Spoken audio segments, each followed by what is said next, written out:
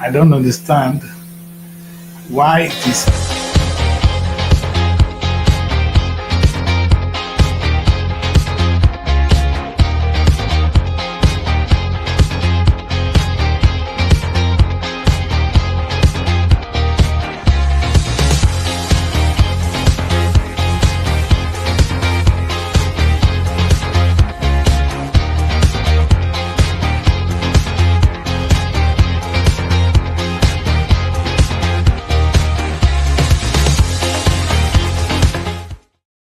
A very, very good morning to you all. My name is Daddy Chris, and this is the African Renaissance Television.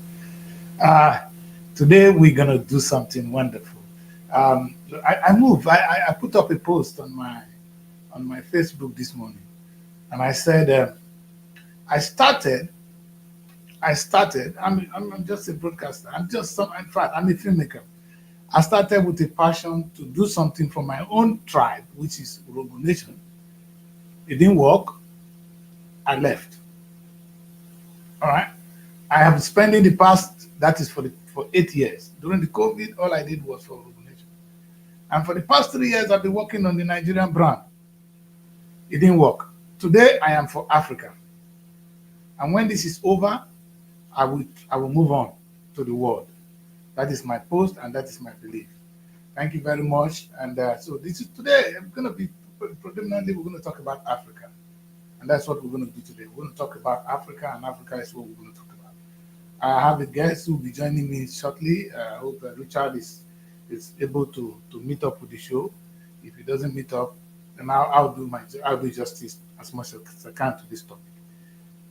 I want to go back. I want to quickly go back to a beautiful movie I watched. It's made by a young Ghanaian girl, and it's called Walking Backwards. I wish I could share the content with you. I was looking for it online this morning before this show. It's like a one-man squad here. I didn't get it, so I couldn't do it.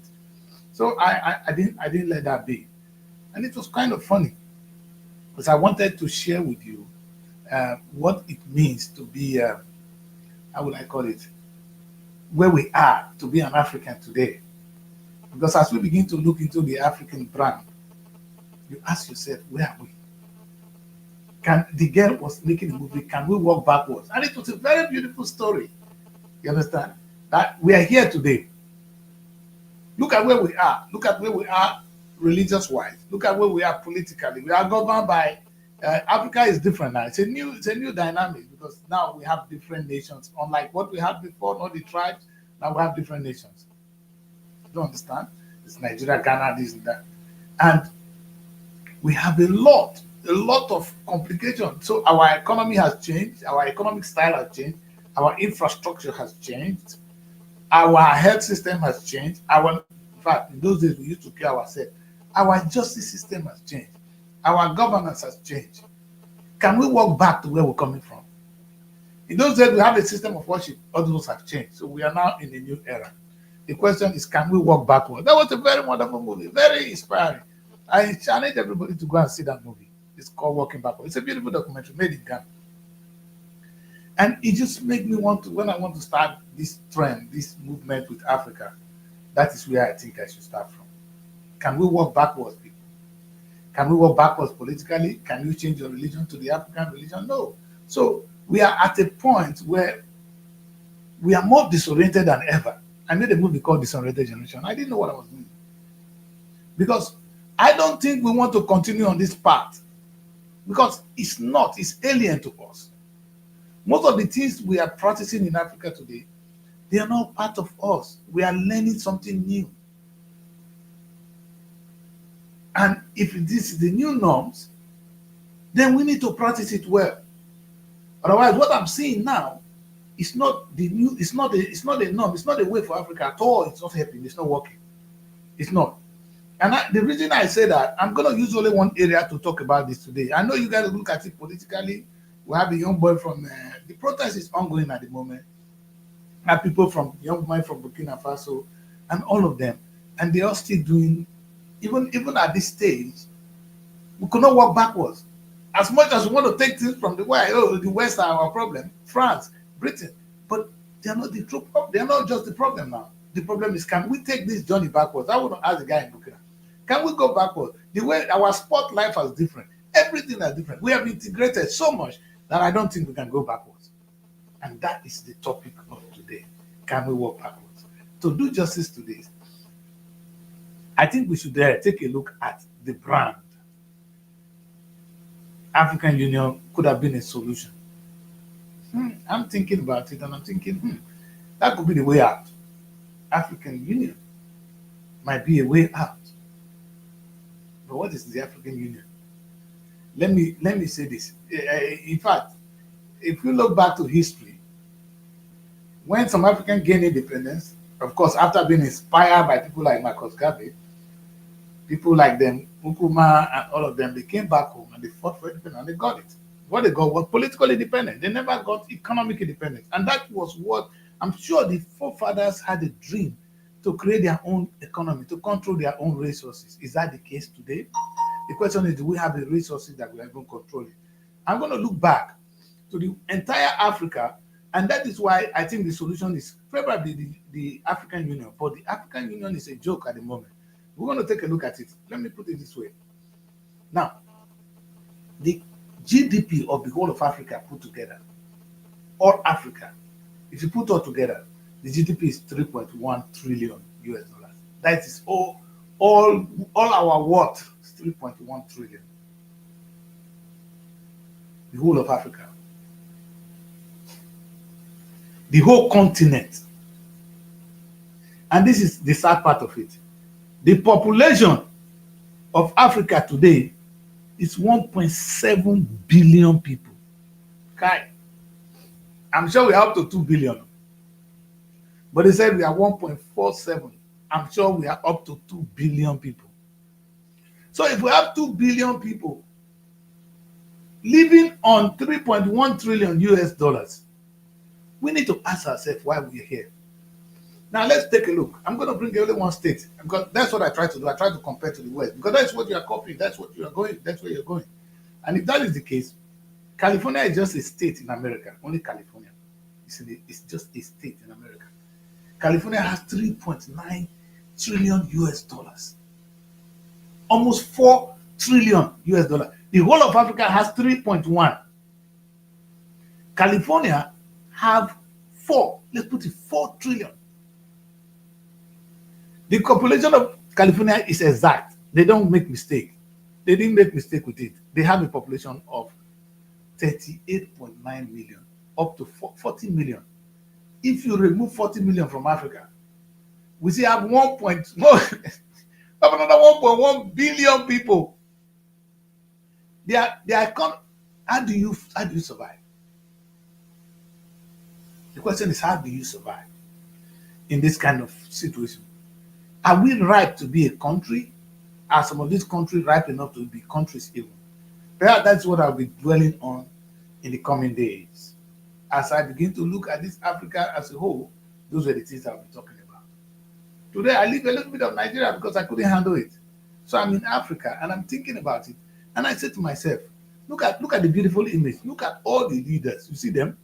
They are so well dressed. They are in Addis Ababa at the moment, holding a conference. And guess what?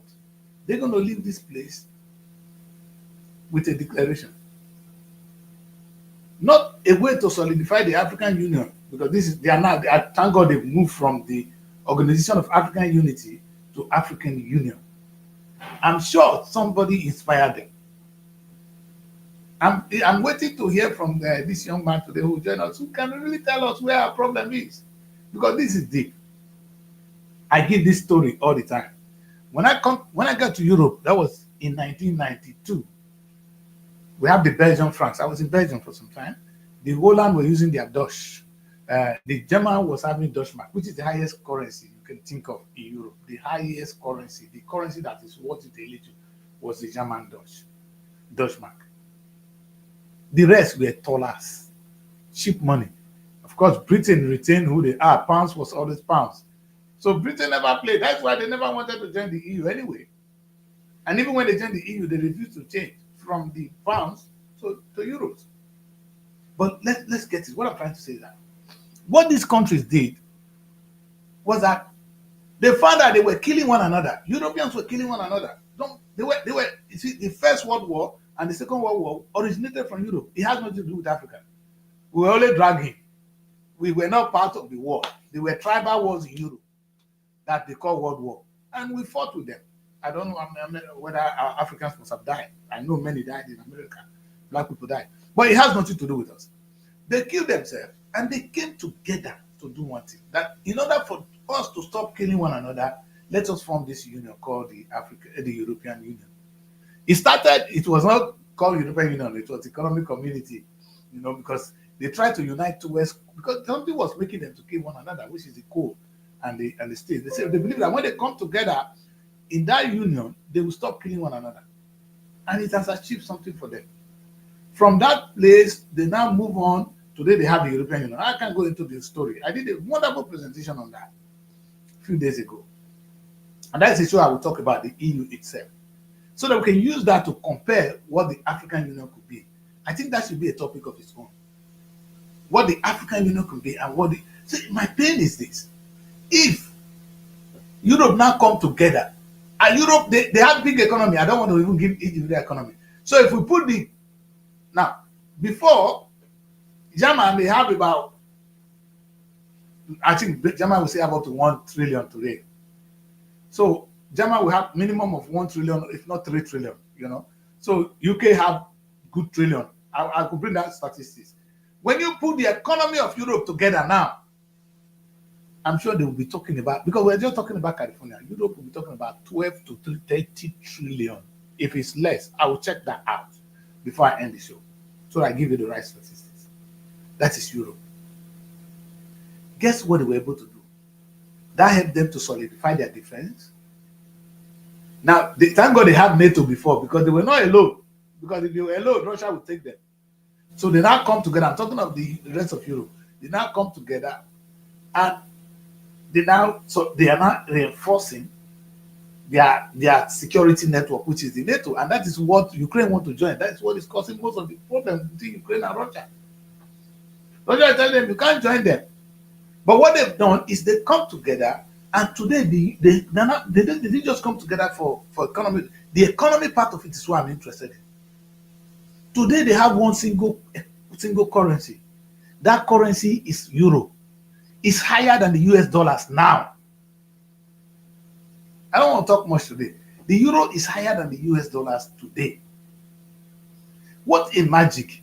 If they were on their own, they would be struggling with dollars, Deutschmark, francs, this, that. But today, they have one currency, euro.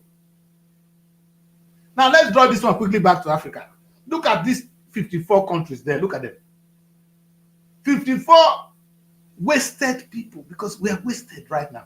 54 nations on an economy of 3.1 trillion. Economy of 3.1 trillion. California is higher than you all. You have 54 countries. Think of the administrative cost alone. Think of the money that goes wasted there. And here we are. We're still talking with both ourselves. We are Africans. We're this, we're that. I'm wondering if we're really thinking for ourselves. Now, imagine if this African Union really come to be. I want to go back to African Union. If this African Union come to be and we now have a single currency, because what is still missing with us is we have, not that our economy is great, but if we have, have you imagined where can you spend naira? Other than in your Nigeria, can you spend naira even in Cotonou? You can't even spend it in Ghana. For you to go to Ghana, you have to change the naira to the US dollars and carry your dollars to Ghana. In Ghana, you change to US dollar. What a sheep people. And you're one people, you come to the same and say you're a union. What kind of union are you? What kind of union is really this African Union? These people I see here, these great, beautiful, handsome men wearing suits. I don't even know why they're wearing suits anyway. Is it your culture? We're going to come to that another day. Because like I said, we can't walk backwards. But at least we can maintain some little things as we move. Maybe this suit, you stop wearing suit. Maybe you should start wearing your own traditional dress and think for yourself. Because right now the colonial mentality is too much on us. And now you guys come to a meeting, without coming with the most important thing for your people, which is the economy, the control of your resources. You can't fight. Non-African country is important. You are not the whole of Africa. No one is among the 5 people that make important decisions. Why? Don't you ask yourself why? Look at the economy. But if this Africa were to be one and now have one currency, one army, I'm sure that United Nations, they will recognize us. We'll be sitting there as one of the 5. Otherwise, we'll pull out. You know what we'll do? If you don't recognize our continent, we won't play in your World Cup. We won't participate in anything you do. Unless you recognize us, we can now speak in one voice. If Nigeria try it, they will kill the president. If Ghana try it, it's gone. You people have no chance but to unite. I know it's difficult to preach this to you guys, but what is going on in Africa today is a show of shame. I wish we can get an opportunity to speak that sense into us, that we need a single currency, we need a single army, we need one foreign policy, so that when China is coming to do business in Africa, it's not coming to do business in Ghana. It's not going to Zambia to do business. It's coming to do business with Africa. And it deal with our foreign policy. And then we can negotiate from a position of strength. Because what God has given to Africa is enormous resources. And guess what? We have human resources, for God's sake. But divided, we are nobody. All I can see is what Marcus Garvey saw. Garvey said, he can see that black people were working. There was some money within black people. They have money. They go to work, even when they were not recognized. But guess what? They could not even sit down on the same. If they want to eat, the white man will be served before them. If they go to a white man restaurant, in fact, the white man will be served first. If they go to the shop, the white man will be served first. If they enter the bus, the white man will be served first. Marcus Garvey said, no. No, what we said, hello, bye to them. We're going to create our own. He began to set up his own restaurant. And he didn't do this with his own money. He told black people to come together and put their money in one place. At that moment, black people begin to have a voice. In fact, the independence of Africa came from there. All these Africans, this independent, these people wearing suit to wear today, it was the sweat of people like Marcus Garvey. Now we are here. We don't know where we are. We are clapping. We are slapping ourselves, visually masturbating in Addis Ababa without dealing with an important issue. I know when they go there now, they're going to see the Francophone, those people that are French speaking, and then the Anglophone. You got a problem, man. That's why I ask, can we walk backwards? Can we take this language out of the continent? Because now, I don't think we're going to be having opportunity to speak one language in Africa, because we will not be able to adopt one. It's impossible. Well, if we choose to adopt English, it will be nice. I don't mind. Or if we choose to adopt only French, so be it. But I'm sure Swahili or one African language like Hausa will be enough. Let them learn to speak with us. Let them learn to dialogue. In fact, how about going to the UN and you begin to address them in Swahili or address them in Yoruba? Let somebody interpret. That's the essence of it. There should be an interpreter. Why don't we have an interpreter? And this is so sad. It's really sad that we are in a time where we don't know what we want. All I can say is Africa, if we're going to come out of where we are, we need a unity. Not these leaders we see here now. This is a show of shame. And that is where my next strength. I have my people, they are in the studio. I don't really know because we didn't have our own internal communication, so it's going to be a little bit of misunderstanding. But with respect to them, they are in the studio. I may want to bring them in. And if they have anything to say, they can say to this show. I don't have disrespect for them. But this is not the plan for this morning. I wanted to do this show, and I was really, really mean on it. I am saying that Africa have a problem. It's not Nigeria now. I'm not looking at Nigeria today. I'm not looking at Ghana. I'm looking at the whole of the continent. A continent that have a population of 1. You see, every time I was angry with Nigeria, I said Nigeria is a joker. You know, with 400 million. No, but this is a population of 1.1. In fact, we're up to 2 billion people. 2 billion. Imagine if 1 billion is working. Where on earth can they compete with us? Now, why are we not having jobs in Africa? Why? In fact, the richest country on earth is Congo. What do you call it now? Former Zaire, now Republic of Congo. Is the biggest. You can walk on the street of Zaire and pick up diamonds. They are so rich, but it's the poorest today. The poorest. Why? Nigeria have abundant oil. So is Angola. Name the African country. In fact, if you go to Gabon, these are rich in minerals. Why don't we have a job? And look at, do you know how many universities we have in Africa today? The first university was the University of Morocco. So before Europeans even had a university, we had university. The first university in this world was in Morocco. So if we in Africa have a university before the Europeans, how come that we are here today? It's sad. It's sad. And I don't know what to say anymore. All I can say is, if this Africa, if this new generation of people they call Africans, if they're going to come and do something for our children, we need a proper rethink of the structure. I still believe in the African Union, but African Union is not even a solution. Because Europeans are already fighting here. As I was looking into that presentation, I found that the European, there's a battle at the moment. The individual states are fighting the bruisers. That, Germany have passed some laws against bruisers, calling that authority is too much in bruisers. You saw what happened with Brexit, Britain left, and they're fighting. But what Europe really need is United States of Europe. Not European Union, not a loose union that you are copying in Africa. Do you guys hear me? I said the European Union is not even strong enough. They're fighting at the moment. Because nobody is brave enough to come with the real policy of what we call the United States of Europe. If they come with that, America will be hungry. Donald Trump will not be able to make a policy that will threaten them. Can I say that? Donald Trump will not be able to say, we're not going to trade with you. Who's going to trade with you? They are strong enough.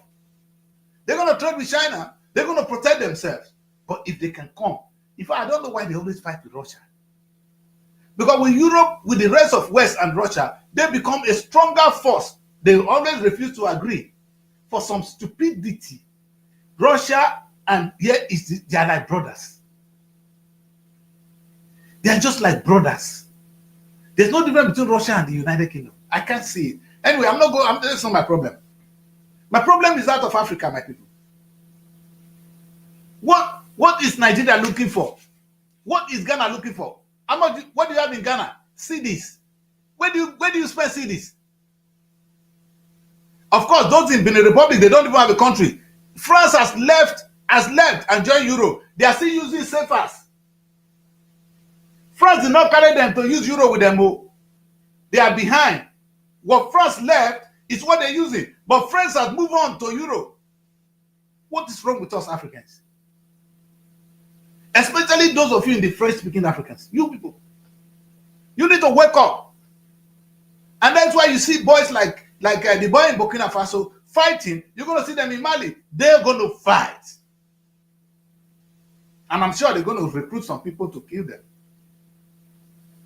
But the struggle can never be done. The question I ask again is, can we walk backwards? I would like to hear from, I know Engineer Machak is in the house. I'd like to hear from Engineer Machak if that is possible. Machak. Yes, good morning, sir. Morning, Chief. Very wonderful morning to you. Your network is already started, though. Anytime we see Asaba, network will disappear. How are you? Okay, now it's good. And already Mary is very fine. In Abuja. Maybe we should finish this and have a meeting. Good morning, guys. Like I said, today is not about Nigeria, it's about Africa. When we get to move the post, we're moving the goalpost. Unfortunately, because we don't have internal meetings, this is what you get. But if anybody have listened to what I've been saying, I've been talking about the prospect. In fact, there's no Nigeria cannot even if we say Nigeria cannot even compete with the rest of the world. The solution is Africa, one, United States of Africa. We haven't got the manpower, we haven't got the strength, we haven't got the military might. Maybe with time we will. We haven't got the military might. 400 million is not even enough. We have a strength, of course. Europe, they don't have the population of Africa. If you put the population of Europe together, they are not even half of Africa. The entire Europe. Yeah, look at the power they have. And they can say things and things will move. And we are looking for they came together and they came to colonize us. Very small set of people. And they continue to control us. They control our economy. They approve what we do. But don't we ask ourselves why we are? Like I said, a young girl made a movie. And in the bottom of all this, I will continue to remind you people what the young girl said in the movie. She talked about walking backwards. Let me tell you the story of the walking backwards before now that vice president. In those days, when they were capturing slaves, if they capture you and you try to run away, they will use your footstep because it was the beach.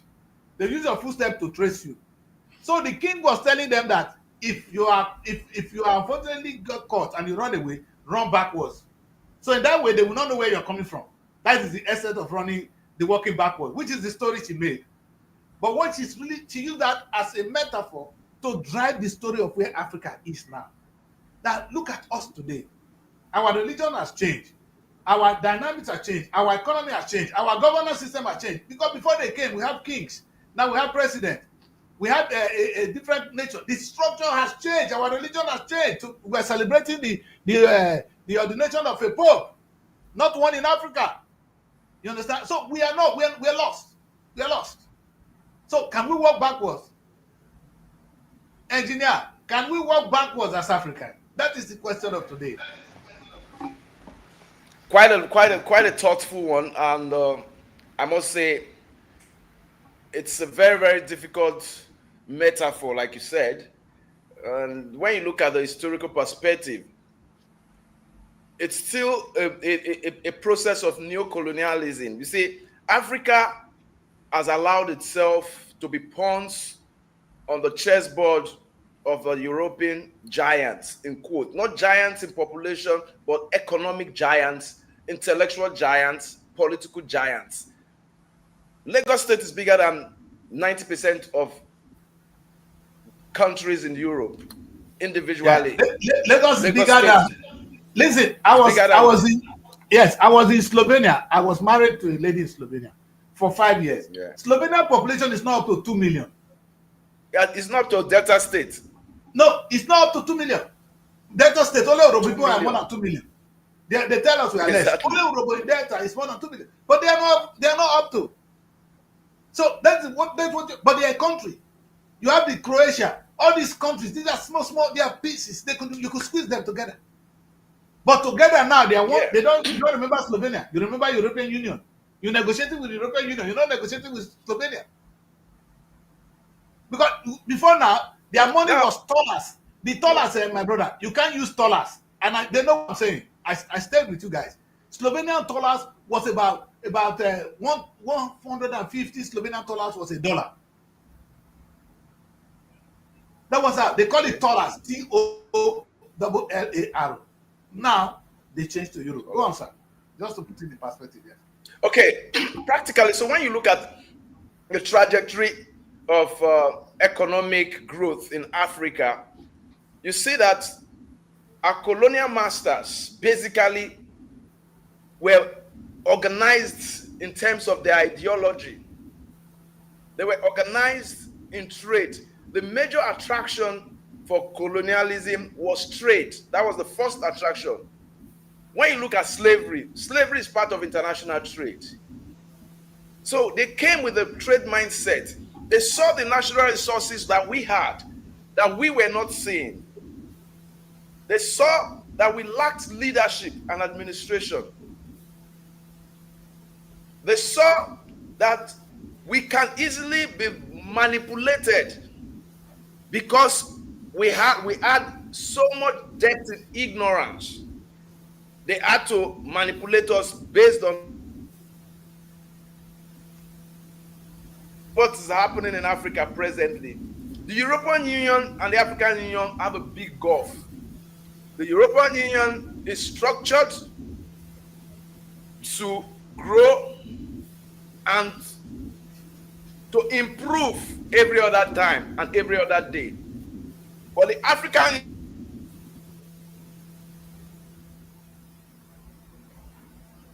Union is structured. We have allowed our individual differences as nations to come and bear on the objective that was behind the setting up of the African Union.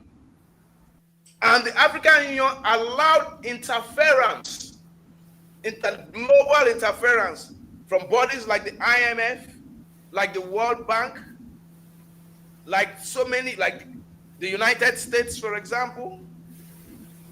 So many international organizations, in one way or the other, by proxy or otherwise, have an influence on decisions that are taken within the African Union contextually.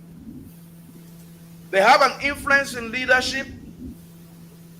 They have an influence in economy. They have an influence in almost everything about the nations in Africa. And they made sure that the African Union, no matter how it is being conscripted to follow the idea or ways of the European Union, it must always come back to meet these international organizations for guidance, economic guidance, political guidance, and that is where they continue to use to manipulate us. Yeah, but who gave them the power? I was listening to I think it was yesterday. I can't remember the narrator. I was listening to his postulations, and I found that all he said was true. That the Europeans are colonial masters. If they cannot put their stooges as presidents, like they did when pre-amalgamation, pre-1914, where we had district heads, where the Europeans put district heads that would subject themselves to their whims and caprices, and that is the way it still is till today. They put leaders who would listen to them more than they would listen to their people. If you become recalcitrant, they will try to set up. Most of these crises you see in Nigeria are products of external influences using internal factors. Internal factors are the political elite. External influences are all about interest. That's why later Abacha made mention, reference the fact that when insecurity passes more than 24 hours, the government has a hand in it. External influences, they can influence the political elite in diaspora to say, no, this administration, we should get it out. They can influence ex-military big wigs to call their little ones to take over government. They can influence in ideology, and they can influence through funding. We had visuals of helicopters going to drop money and arms within the Sambisa forest region. We had it. We saw these things. Who owned those helicopters? Nothing was said about them. Who owned those monies that were being dropped there? Who was dropping money? The names have been mentioned that have been collaborators of the insecurity we are facing in this country. Some of them are still in power till today. Nothing has happened to them. Monies were found in the tower in Koi. The money was blank. Nothing was said about that money till today. Money was found in the train station in Kaduna. The money, no name, was not tagged with any name. Money was found in a store in Kaduna too. No name was tagged and no investigation, inconclusive. That's why Fela would say unknown soldier. So we have allowed external influence to decide the trajectory of Africa's leadership trail. African leaders have allowed themselves to be objects of ridicule in the hands of neocolonialism. They have allowed superpowers. Okay, look at what is happening. I must commend the Burkinabe leader. He's young, he's ambitious. Do you remember what happened to Thomas Sankara? Thomas Sankara is not far off from the Burkinabe present leadership. It's just What they are happened? His best friend was used. They one. Yes. His best friend was used to neutralize him. Como Sankara was a revolutionarist. Those are the kind of leaders we need in Africa, not the ones that anywhere the wind blows, you go.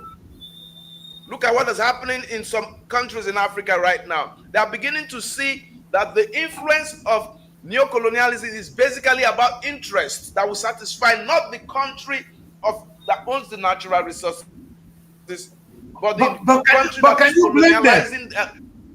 I don't blame them. So because they are fighting for their interests.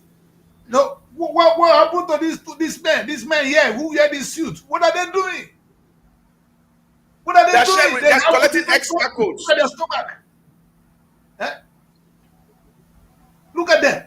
They're collecting extra codes. They are more concerned about extra codes. Travel allowances. Exactly. See, this boils down to Nigeria. We have 34 states, 36 states. Useless. We don't need this. We don't need these 54 nations. One African nation, one currency, one army. Then we have a voice. Right now, they tell Nigerian president, get out, he will get out. You see, and that's what I like. They're holding on to their office, but they don't have an office really, because one day they'll be kicked out from there quickly, and nothing will happen. Say, get out, leave the place. In fact, France will tell one of their presidents, leave that place now, you park and go. If America or Britain tell Nigeria, get up and park, you get up. And yet you are sticking to it. You are because of that, you are raping your own people. Exactly. The only way you can have a voice, Africa, is to come together in this, not even African Union. Because African Union, I've seen the end of European Union here. If Europe going to survive, they're going to change to the United States of Europe. United States of Europe. European Union is not going to help them. Yeah. Because now they are fighting. There's so many court cases. How each country is acting, you cannot bring social goods in. Because what they have is free trade, free movement of people. They block that. Of course, Britain is out. The strength is weakened. So that's not going to help them. Another people will come one day. We don't pray for a third world war. Maybe that's when they're going to realize that they need the United States for Europe. But don't you think it's time for us now to pass through the back door, form the United States of Africa, and then talk with one voice? If they beat us, may they kill all of us. They're not going to fit. They come and kill us. They will not there. But individually, if I look at what is Naira, I don't know whether they mention Naira anywhere in the world. Do you know of Naira, people? Those of you watching me around the world, only people in Nigeria know of Naira. They don't know Naira anywhere else. So why stick to the Naira? Something you cannot use beyond your border. They cannot use the Naira beyond the Nigerian borders. The surfers, they can't use it beyond their borders. Go to Ghana, they have cities. I don't know where that language comes from. Where do you use that money? Simple thing that African leaders would have done today. They gather themselves. They just finished from look at the economy, 3.1 trillion. Only California have more 4 trillion. I said billion, trillion. Some countries in Europe will have about 3.1 trillion. Only some countries here. I will check out for Britain before I bring it in. You see, my people. Britain have been trying to disintegrate. Those of you. There's something called, where we live here, there's a country called England. There's another country called United Kingdom. Sometimes I'm confused. I'm here. There's a place called Scotland. There's Northern Ireland.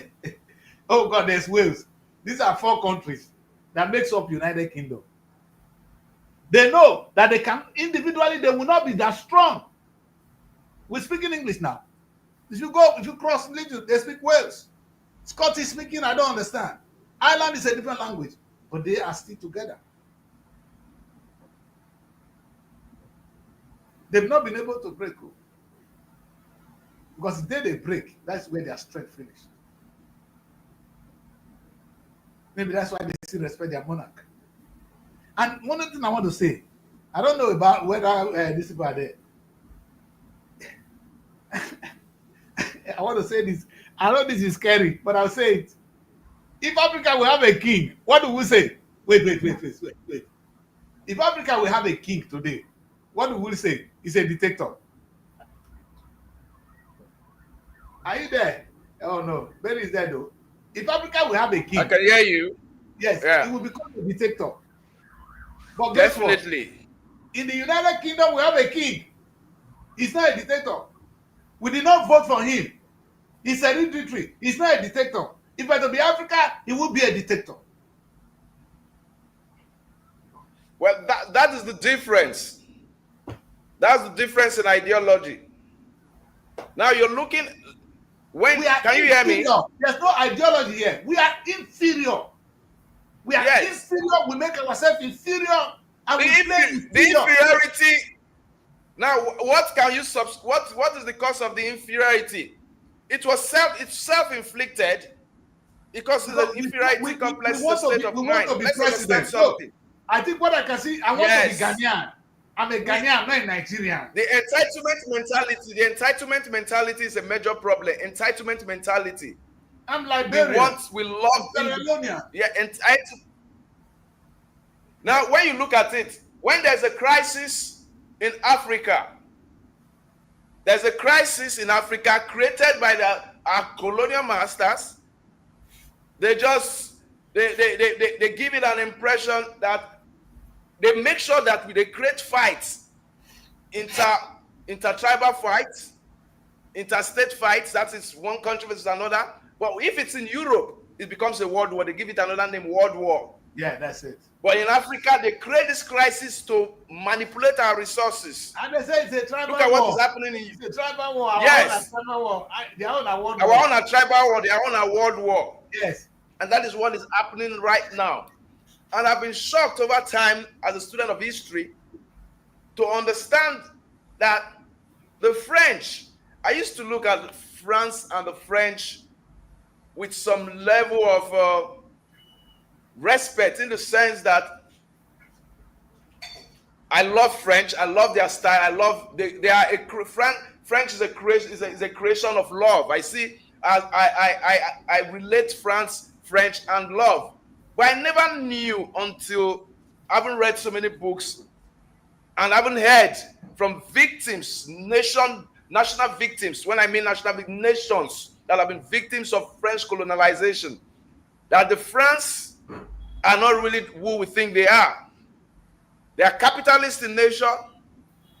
They are economically extortionist in character, and they are dominant masters of their colonies. And that is why you see presently there's been a level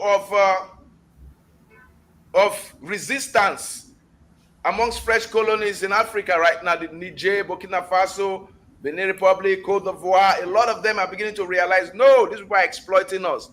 They create bases. How many bases does England, Britain have in the countries they colonized, in Anglophone nations? How many of them have bases?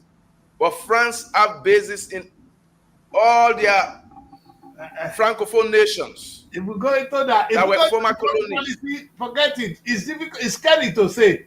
It's scary to say something, and I don't want to say it because I'll probably not be alive. You know, because I never heard Russia come and colonize one African country. Not one country did Russia colonize. Not one. Yet Russia is your enemy. Anyway, let's not go into that.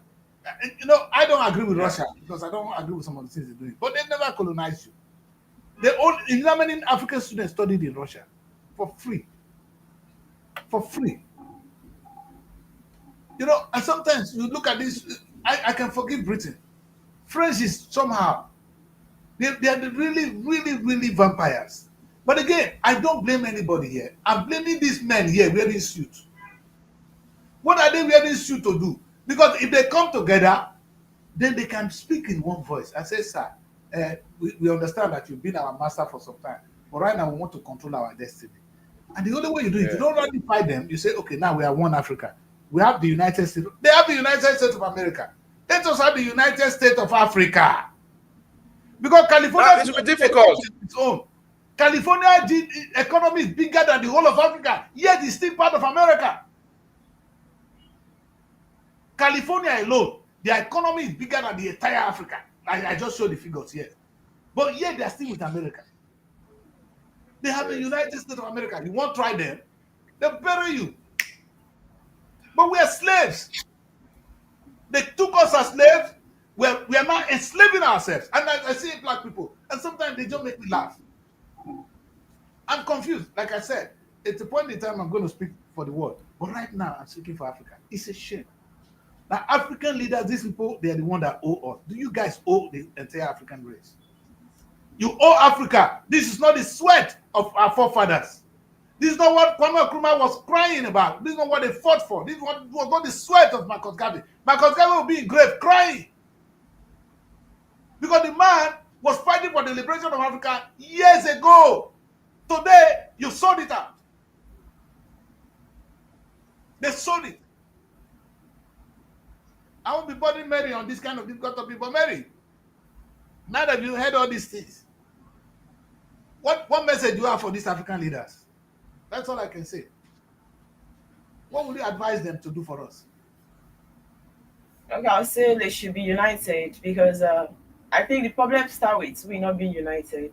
If the African leaders can be united, then there's no way these foreign countries will come and intrude into the country and start a kind of controlling things, want to determine for the people, just like what the president of the Burkina Faso is passing through right now. How they are threatening and trying to eliminate him because they claim he actually used their gold, right? Without transparency of how he spent the money he got from the gold and all of that. So, but I feel like, have you heard other African leaders putting their voices in whatever he's passing through? Same goes with Nigeria. We are facing anything from these people. You see other African countries coming as well to lend their voices. So it starts with the African leaders not being united. That's my take. They have not been united. We have the ECOWAS. What do they do? With our presidents as their president, right, of the ECOWAS. But what have they been able to do as ECOWAS? What have they been? Nothing. So the African leaders, first of all, need to put out their voices, need to first of all start understanding that we are Africans and we need to be one. Because I can tell you for free that even Nigeria and South Africa, they are not even united. Yes, even though I know that our president signed a deal with their president, but it doesn't mean that the individual citizens are united with Nigerians. So we still need to first of all start accepting that we are blacks, that we are one, and by so doing, definitely we are going to conquer. We are going to conquer the white race. That's my take. But I like you for that. Thank you. The solution would have been unity. Like I said, when I was making my analysis, I was talking about the UN. The only thing that came to my mind was the Tower of Babel. When people came together, we asked for God. Human beings came together. Were we asking for? God, where are you? Do you understand when human beings come together? How can these people not come together? What are they coming together to do? What do they come together? They just finished one meeting now. What do they come together to do, for God's sake? Because when human beings come together for a common purpose, they ask God. Instead, these people is here, they want to go back and be president. They don't care. This was what Kwame Nkrumah was saying. Let us forget. Kwame was begging them in those days that let us live here with one army, with one capital city, with one president. We want foreign policy. We could go back and be individual governors. It would reduce Tinubu if he's a governor of Nigeria. But under the presidency of the Africa, United States, you see, the mayor, in fact, the president of the governor of California, which is position occupied by Arnold Schwarzenegger, is bigger than president of Nigeria. You know, in those days, I wanted to do a business in those days, and I said it is better to hold 1% share of America as a share than to have 100% share of Nigeria. If you have 1% of America, you know what you're going to get. Why do we want to be president? I think it's the greed of our leaders. That's why they've not been able to come to that table and discuss these issues. Because if they come together and we have €1 today, one currency, the euro own is my interest. Only one currency will change everything, because you can then spend your money in Ghana, anywhere. Euro, they use euro. They don't care anymore. Euro is euro. Afro should be Afro. Give it any name you like. Give one African currency. Then we can only use one Africa. We can only use one Africa currency if we have the same economy. The economy of Nigeria is not the same with that of another African country. So how can the one currency work? Mary, what is currency? In Euro here, they are different economy. France have their own economy. German have their own. They use €1. Money is something used to exchange goods. Our problem is our own now. We have to change our money to dollar first. So America will make part of the profit before we now change it to the country we are going to. So if you're going to travel to Ghana, you change your naira to dollars. You carry dollar to Ghana. You come down at the airport. You change the dollar to cedis. Are we not stupid? Within Africa, look at Cotonou. You can't even use your money in Cotonou. You have to change to CFAs. These are people. The people in Cotonou are part of here. Cotonou was a part of Benin, the country called Benin. It was a country. That Benin, Edo. They were part of Dahomey. They were like the ancient people that went there.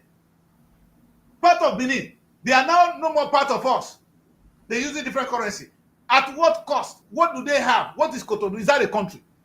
It's been a republic, a country. Tell me look at their worth as a nation. These are the problems we have. And we're going to speak this truth to ourselves. The Africans must sit together and address the problem. Not because of them, but because of our children. This was not what our forefathers fought for. They fought for one Africa that will be able to stand. I'm not even saying go and fight the rest of the world. I'm not interested in that.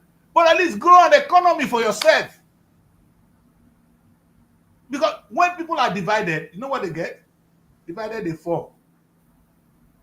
When human beings came together, the division is a creation of the colonial masters. Now, when you look at what is happening in Africa presently, yes, theoretically, it looks good. All we have been saying. But practically, it is going to be difficult to implement. It's most likely highly implementable. Why do I say that? Yeah. The Europeans are more organized than us. That is why the European Union is not a failure, even though it has its own shortcomings. They are fighting. That's why the euro can be used as a medium of trade. Yes. Amongst all the European nations. Now, what is the fundamental issue with Africa? Look at, before the killing of Gaddafi by whosoever and with the kind of American interest or European interest, exactly. Before he was killed, Libya was a far more prosperous nation. They were the fourth largest exporter of crude oil, Brent crude. Their educational system was spot on. They had 24 hours light. When you get married in Libya, in fact, they are giving you a foundation to start life. Now, the insurgency that was a creation of other interests, American interests, neo-colonialism interests, and European interests came into play. Gaddafi, in his honor, said, I'm not going to run out of Libya, I will die in Libya. It was martyred. Then what happened? From when he died till date, Libya has not known peace. Why? There's so much factionalism, so much factional leadership.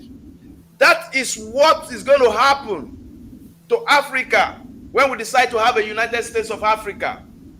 Every state, because we have a gulf in ideology, a gulf in content. We are so much, we don't know, we think we know. We are highly ignorant in the understanding of what true leadership and its yes. We think we know whether we don't know. I want to take that one. I want to agree with you. Sometimes we think we really know. Well, we know nothing. We don't know. I listened to it was this time I was listening. It was a foreigner that was telling us the exploitation of the Europeans on Africa. They give us the false hope.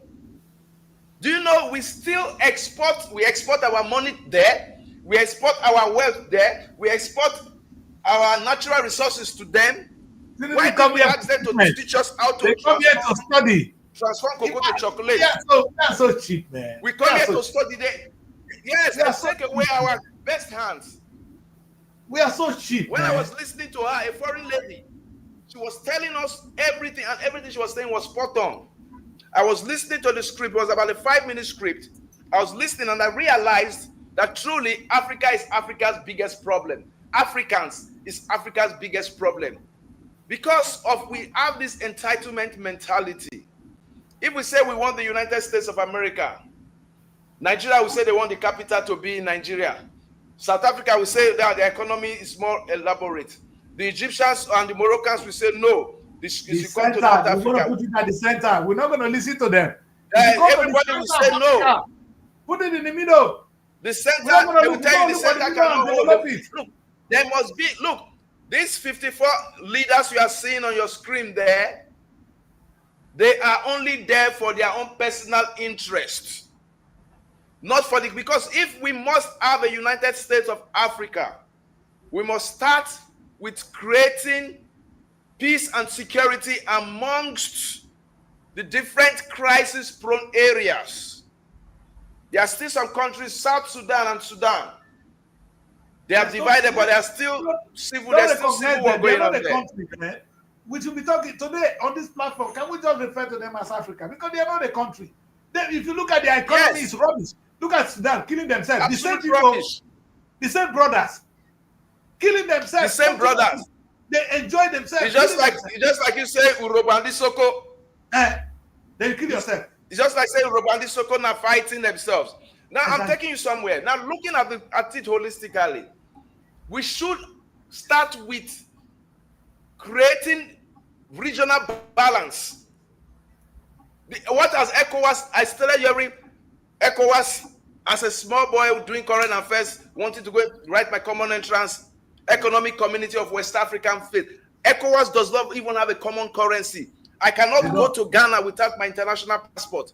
Exactly. I cannot go to Liberia without an international passport. It has to wait. And they said if you are that you can. I mean, we deceive ourselves. It's all more about political interest than leadership interest. Look at the African Organization of African Unity. If it was effective, there will not be any need for African Union. What is the difference? What is different in ideology between the Organization of African OAU, then AOAU, I don't know if it's still alive, and the African Union? OAU is dead. It has changed. Now, let me tell you, remember what happened. Remember what happened when there was a purge, the coup that happened in Niger and Burkina Faso. When the coupists decided to leave ECOWAS, and our own Mr. President, who is the chairman of ECOWAS, came out with threats. Did the threats hold water? No. Nobody took them seriously. You get power, sir. Did not get power. It was just pouring water inside basket. They go France anyhow. Maybe they go make friends with France. And look at how, because we lack unity, look at what is happening to the Burkinabe leader. I have found out something, and that is one thing I've studied as a student of history. Okay, as you know, this is what we do best. We take a look at the issues. Today is with African Union. We just pray that I know that the solution cannot even be Nigeria. Nigeria are doing the one they can. They don't have the strength. We don't have what it takes. If Nigeria is able to even fight for their economy, they cannot fight for their security. As big as Europe, Britain is powerful. France is powerful. Germany is powerful. But then individually, Germany go take all of them. PM go swallow them. So they come together, call themselves NATO. NATO is the security force that unite them. This boy, Richard. Good morning. Morning. Where have you been? Show is almost there. I've been waiting for you. I can't see your head, though, Chief. I miss my timing. I've been on the road for jogging. All right, No, welcome. We're missing thank you. you. Yes, I wanted to have you on this platform this morning, and I really need you. Yes, the topic we're looking at the African Union. I had my intellectual they joined me from Nigeria. There's Mary on the platform. We met Mary before. Yes, Good I'm morning, looking sir. at. Good morning. Yeah. I So hope we're everyone is looking doing well. Thank you. at. Yes. So this morning we're looking at the African Union. The Africa as a nation. I'm asking, can we go backward based on where we are today? But look at it, my brother. The economy, the entire African continent, 3.1 trillion, the whole place. So our population, this is sad. This is really sad. Whereas our population is almost 1.5 billion. We're up to 2 billion if they really count us well. For that small money. Whereas California, only California, the economy of California is 4 trillion. We're talking US dollars now. Their population is just 40 million. And we need to think about this. Yeah, they still remain in the United States of America. They didn't say their economy is big enough. It's bigger than the whole of Africa. They want to be alone. They are part of the United States of America. Now, America is the biggest country in the world. Now, let's talk about this. You are from Ghana, I'm from Nigeria. I'm going to Ghana today. I have to go and change the naira to dollars. When I get to Ghana airport, I will change the dollar to see this before I can spend. And then we have this set of human beings with us here today. Let's see them. Let's clap for them. These are our leaders, Richard. What message do you have for them? Good morning. Good morning, everyone. Very good morning to you, Richard. It's it's it's the same thing we see all the time when you see those kind of pictures. It's kind of a group of ignorant people put together, ignorant people who agree to each other, people who do not aspire to the plight of Africans, put together in the same bowl, at the same place to do the same thing.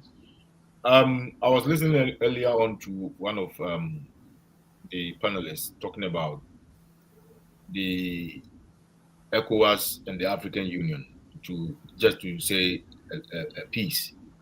The unions in Africa have been separated into various forms, like the East African one, the Southern African one, the Northern African one, and the West African one, which is ECOWAS, Central Africa too. Yeah. and a central one for Central Africa, which is, I mean, that is the weakest of them all. That's the French country, right? So when we start talking about the strength of Africa, we forget something which is very important to the actual point. The actual point is, in fact, there is a name in the continent called Africa that is not practically owned by Africa, and the politics Yes. and the people elected, everything looks like what I've just said. There is Africa, there are black people on that continent, But it's not owned by us. those people. And everything shows. Everything shows. I mean, if I take Ghana for instance, Ghana's democracy for instance, that is well over, the last democracy is well over 30 years. I mean, the fourth republic is well over 30 years running. We've had about a minimum of 10 elections in a row, different occasions. But if you look at how elections are organized, as advanced as we get, that becomes a government business. The attitude of organizing it is absolutely contrary to the same laws established in Ghana to protect the public purse, for one, and to make sure there's accountability for the incoming government and appropriacy within the governance. Now, we were there's people I heard from the French Prime Minister about 3 or 4 months ago, who was rather doing reverse psychology, saying they've been in Africa to support and to help develop Africa. Now, I have been in I have been in France. I've been in France, and because the way I have been in France, I can proudly say I have known France better than a lot of people who live in France, not French people per se, because I was always coming from the south, coming from Italy, So I entered the country from the south all the way to the north, and I never traveled by aeroplane. I was always traveling by train. So I see pretty much what I can see. There are chateaux, villages, and all that you can see from there. And there is nothing, none of them, nothing. The villages, none of them look like anything like any African capital, any African city. That is a person trying to develop another continent for the last over 200 decades. The rhetorics and the tricks go for the same people. That is the leaders, the ones we just saw over there. These people are selfish puppets, and that is the reason they are being able to be matched in the same way over there. Anyone who is not with these people cannot be here. You cannot be here if you don't have the same mindset as they are. Puppets in democracy, puppets in central government. It doesn't make a difference. And we can all see what is really recently going on in Burkina Faso. This is modern times. This is modern times, information time, where everything can be seen and heard straight away like that. This is why we are seeing what we are seeing. The West is never going to leave Africa alone because that is their bread and butter. We do not need all the complex political science, the legal stuff, the economic. We don't need any of that. This is very simple. Recently, when Donald Trump came to power, just to chip in this, every European country who matters have made sure they go to the United States to do some sort of negotiation, not because of Ukraine war, but because of negotiations on tariffs. Yes. Every one of them. If the little countries have not been able to go, the bigger ones have gone themselves, and the little countries are represented by the European Union. Every one of them. Are you telling me no African government is interested? No, they've not been invited. Their invitations will not be accepted because we know the status quo, and we understand the way it is. But instead of these people living in a very different world, understanding where they belong, understanding the nature and the attitude of these people, they rather belong to a different class in our own countries. You see, it's a kind of an elite place where you will be accepted if you come from that kind of class. It is obvious. It is obvious Africa has been left alone. It is obvious Africa must fight for itself. But the only people who cannot see it are the people in power in Africa who are supposed to lead the fight. They are the only people who cannot see it. Hence, where we are. We don't have a country. We don't have a continent. It's controlled. It's controlled practically by France, and it's designed. Let's make sure we understand this word properly. What it means in this context. Africa is designed to be controlled by France, and if there's time, we will go through that to expose the definition. Yeah, we can. Defined. Thank you. Wow. See, the question is, Richard, I know we can blame France, we can blame Britain, we can blame America, because this is what they did. Africans, they refused to come together to form the true United States of Africa, but Ghana, Nigeria, and the English speaking, they are part of the Commonwealth. I'm wondering, what is the Commonwealth? What is Commonwealth, really? I don't understand. When go to Commonwealth. Yes. When you look at the mindset, the mindset of the leaders, unfortunately, is the problem. The actual problem is when people get on top there, they forget so quickly about where they are, and that is no coincidence. The problem is because of the laws of these countries have been bent to suit some people, and everything we've been doing in the continent have been to do with which party you belong to. Deliberately, we have aligned every institution according to the politics. Every institution, even the little ones that still stand, like the things like the judicial system, the legislature. We have aligned. These are the only surviving institutions in Africa, by the way, and they've been aligned with politicians, with the political party, so they cannot function properly. Now, we know, we understand when once we come out of we understand where the problem is, or we have a problem. We know that this is the problem. Why can't we solve it? We cannot solve it Yes. because we've been pre-held before we think. So thinking becomes a little bit difficult. We cannot think because of how we came to power. That is the problem. You see, when you can always make a special a reference to the Burkinabe, the Guinea, the Niger, who have recently gained their kind of freedom through coup d'etats, but not through independence. You can see the behavior now. The behavior shows withstanding the West is a problem for the West, and it's only by the media, social media, the rapture in information that has made this possible. Because without it, we will not be seeing whatever is going on. True. So, and that is an advantage. Eh? That's an advantage. That is the strength we have now because with the social media, we are following what is happening with the Burkinabe. If France do anything, we will talk, we will shout because it's something that Fela was talking about. They kill Sankara and like that. But now we know they're coming after this young man. But how many are they going to kill? See, is France not even tired?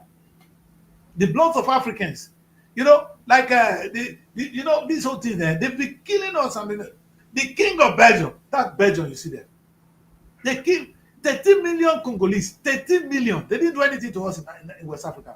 They killed 13 million. That king of Belgium. So, me and you were doing an earlier discussion about a little bit of population and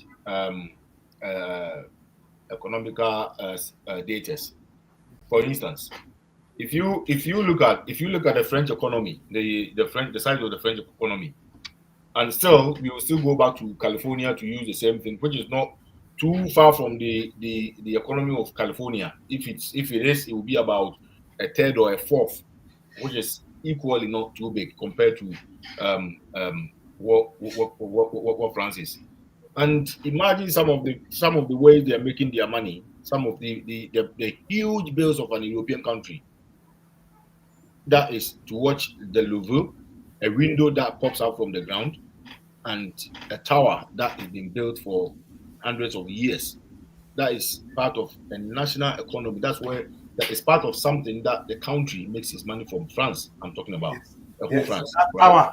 I'm going to go and take picture by the tower. You see? Everyone go there and take picture by that tower. Take pictures about it, and The that is London Bridge. Yeah, take picture at the London Bridge. What is London. that? These are the countries we are talking. These are the countries we say in Africa and look up to. These are the countries we say in Africa and look up to. But the problem is, over the last 10 years, the availability of information have made it very, very simple and very easy that we should have been able to change a little bit. But you can see the same people on top there remain on top there, so nothing gets changed.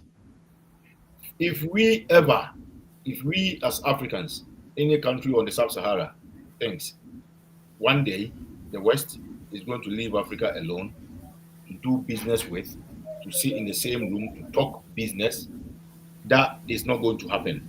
It will never happen. It has never happened, and it will never happen because their source is from us. This is the scramble. The scramble happened over 250 years ago already. They made provisions and strategies so we can continue to depend on them. We can take, for instance, how they structured Africa, how they divided Africa. It wasn't by coincidence. The French and the English have fought many wars over here in Europe. Yes. But for Africa, they agreed with each other to share borders. That was planned. That's your own. This my own. That's your own. You take this, I'll take this. It I wasn't take just that. It was for a future. It was for a historic. It was both historic and futurist plans. The plan is the reason why. That plan, if any African, any youth, any person have forgotten, the plan is the reason why OAU cannot function. The plan is the reason why the ECOWAS cannot function. The plan set up more than 250 years ago by France and England, the Europeans, is why we cannot function. Why? Because they divided it on, forgetting about the tribes, but the only thing they used was 2 countries, or 3 or 4. But we will not make them share borders. We will split them into 2 and put different languages among them. So by so doing, we've already if you are separated from your language, your food, your tribe, you become a new person. And that is why the French and the English don't get along. Believe it or not, if you cross a French country from Africa to English, you become a stranger. That's true. This is They are, why they are Anglophone. They are Francophone. the Francophone and Anglophone, they made that decision. This is Africa. That's what I'm saying. Rubbish. You are an African. If you have a problem with understanding this common analysis, if you have a problem, you can see everywhere outside of Africa. A lot of people who are not geographically inclined thinks Nigerians are Ghanaians share borders. That's what people think. Yes. Because of the language. Yes. Because of the language. Yeah, we're very far. Yes. But we have two countries in between who are Yes. French. If you do not understand this simple analysis, then we cannot go forward. The European Union did not have any influence. These guys fought their own wars and demarcated their own borderlines. If you go to France, if you go to Germany, there are a lot of countries, country borders without actual borders. Strasbourg is without a border. If you are crossing France between Belgium and Holland, there's no border. No border. They are just skeleton borders showing this and that, but they are the same tribe who've been living there for centuries. We don't have such in Africa. We don't have. We've been split apart, and the language is being put in between us. This is the reason why our unity is going to be difficult as long as we still believe there's French, and then there's English. There's going to be this struggle all the time. There's going to be the struggle. That is part of the strategy set up many decades ago. I cannot agree with you more, because if you imagine what they did to the slaves, when they take you as a slave, the first thing they do, they take your name from you. Because otherwise, you see all the people in America today, Michael Jackson, Janet Jackson, these are African names. They are Africans. Where's their real name? Don't people ask that question? Like me now answering JJ. I always say to Nigerians, if na Nigeria, they give una children two English names. You are such a bastard. Because this is something they did to us during slavery. We're doing it now. You know, bastards did do it in Nigeria. You know, when I go home, they can't even give their own children their own names. So that's something I see in Africa, especially some particular tribe. I say, where is your own language? When I ask them, they say, this is that your name? Now, what they're gonna do? They bring Christianity to now help us. Now you baptize it. My name is Chris. They baptize me as Christopher. And I say, what did you think is Christopher? My name. It was when I grew older and I used my first name, Ogbebire. Otherwise, it's going to be Christian. If you ask anybody Christian Ashaiku, I say, what is Christian Ashaiku? My name is Ogbebire Ashaiku. It took me time to go back to my roots. Now, when I call my name, people know where I come from immediately. But when you say you are Goodluck Jonathan, where do you come from, Goodluck Jonathan? Does Goodluck Jonathan make difference between Ahmed Tinubu? Ahmed Tinubu, two African names. Is he not a president? Olusegun Obasanjo, was he not a president? Must you change your name? Must you be baptized in your brain? Wait, look at where we are. Now we are talking of, you see, the painful thing is if we come together, really. If Africa will just come together, our problem is solved. But we can do it. If these people now can just stop virtually masturbating and be sincere with one another and say, let us put Africa first. These are the problem we have. If these guys can just say, let us come together, we don't need 54 presidents. What are we doing with 54 presidents? Tell me. 54 presidents. To do what?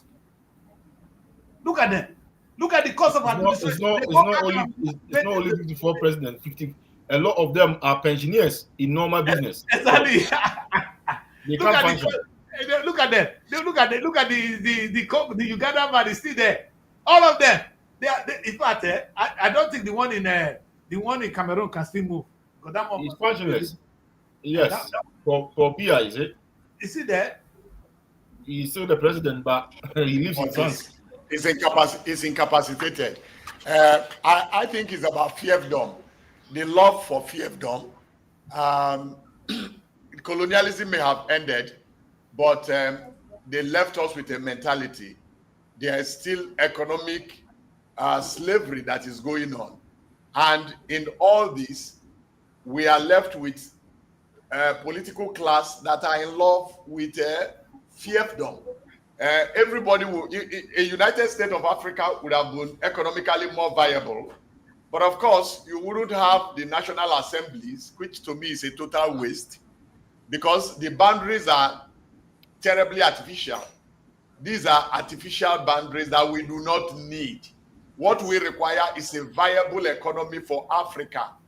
And the time we sit down to come to terms with that, the better. The economy, the political structures for now, they constitute a waste. But the colonial authorities are in love with them. Exactly. Because it helps with the neo-colonialist tendencies. It does help to massage the neo-colonialist tendencies. Yes. Because it's been said on this platform over and over that you can, if all Nigerians say you are to emerge president in 2027 and British, you know, of course, opposes that, and America doesn't endorse you, chances are that you may emerge, but you won't last long in office. Yes, you know, because they will put in place situations that will get you out of office. Under what circumstances did Goodluck Jonathan miss out in 2015? You know, it was his staunch opposition to issue of same-sex marriage and all that. And so there are cultures, there are ideologies, but they are all economically driven. All the former colonies of France, up till tomorrow, French is still more interested in their minerals, be they solid or whatever come of the terms of resources. So the political sovereignty, the political independence has no meaning to anybody, from nations to individuals, when economically you do not have what is viable and what can sustain your structure.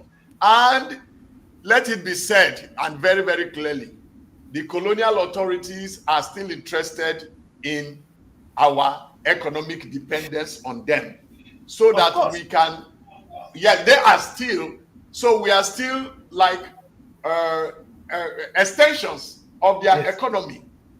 That is why, like the Maja has said here, let me ask a question. You still grow your cocoa, but you cannot refine it to the point of having your chocolate.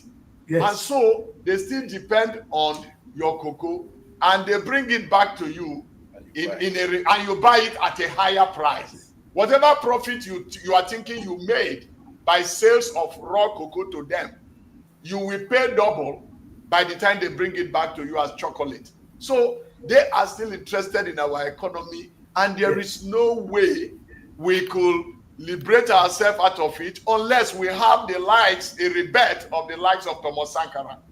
But when we have them, they are not likely to last in office, because the colonial authorities, yes, may have given you political independence and you may have hoisted your flag, but truth be said, they are not interested in your economic sovereignty, because your economic sovereignty will threaten their own existence. And so they do not want the coming together of Africa in form of the United States of Africa. Why? And the reason is that they will continue to encourage the political heads to instability, and they will continue to encourage you to be comfortable with fiefdom, local fiefdom. And something struck me with what you said. You know, if I would rather have 1% of the shares in Bill Gates Foundation, 1% of the share in perhaps Dangote Foundation, than to have 99% in my friend, Engineer Mashak Foundation. Exactly. 1% of that one translates more than 99% of SRTV. For goodness sake, you understand? You know. Yes. But our people, our leaders are interested in that. I would rather be let me be in control of the 100%, even when the 100% translates to nothing. Those are fiefdoms. Those are fiefdoms. He said, I would prefer to be a king in Africa than to be a slave in Europe. That's the language they use. Anyway, what I wanted to say is this. Let's take a look at this. This is when you see this in those days, you're talking of the Commonwealth. All right? These people could still come together. They said we got independence. Britain has left us. You cannot blame them, but they have the issue here. What is still doing us, tying us to Commonwealth? What is common in the world? There's no Commonwealth because we don't have anything we share. Nigerians come here, Ghanaians come here, they treat them as they are what? They are refugees. They cannot come. They are coming to take over everything from Britain. You need visa to come here, but you are Commonwealth. What is common in the world? Meanwhile, where you are accepted as a Commonwealth, there, long live the king. Exactly. I don't want to talk of the politics of it. If not, the king will remain the president that will be the head. Let's not go there because I want to die quick. So what I'm saying is this. But then, African leaders, they are comfortable with Commonwealth, but they're not comfortable with coming together to form a union that will actually help them. When they see, if they come up with African Union or United States of Africa, they could be president. But in this one, in Commonwealth, the king is only going to be the president. You will not be at the top. They can never, a black man, a Nigeria can never be the head of Commonwealth. It's for Britain. Okay, if I may, yes. You made a few points. My little daughter is even coming to an end. Where, okay, my gentleman, the gentleman on the right over there made mention of neocolonialism. Neocolonialism, he mentioned it, is one of the dead points of Africa, which Kwame Nkrumah, in his last speech, was crying about in the AU assembly, the last one, where he said he feared for Africa because of the neocolonialism. About 25 years ago, I didn't really understand it when I heard that word. Now it makes more sense of how they will go. They will go and come back in another color, which we are seeing for the last 50 or so years.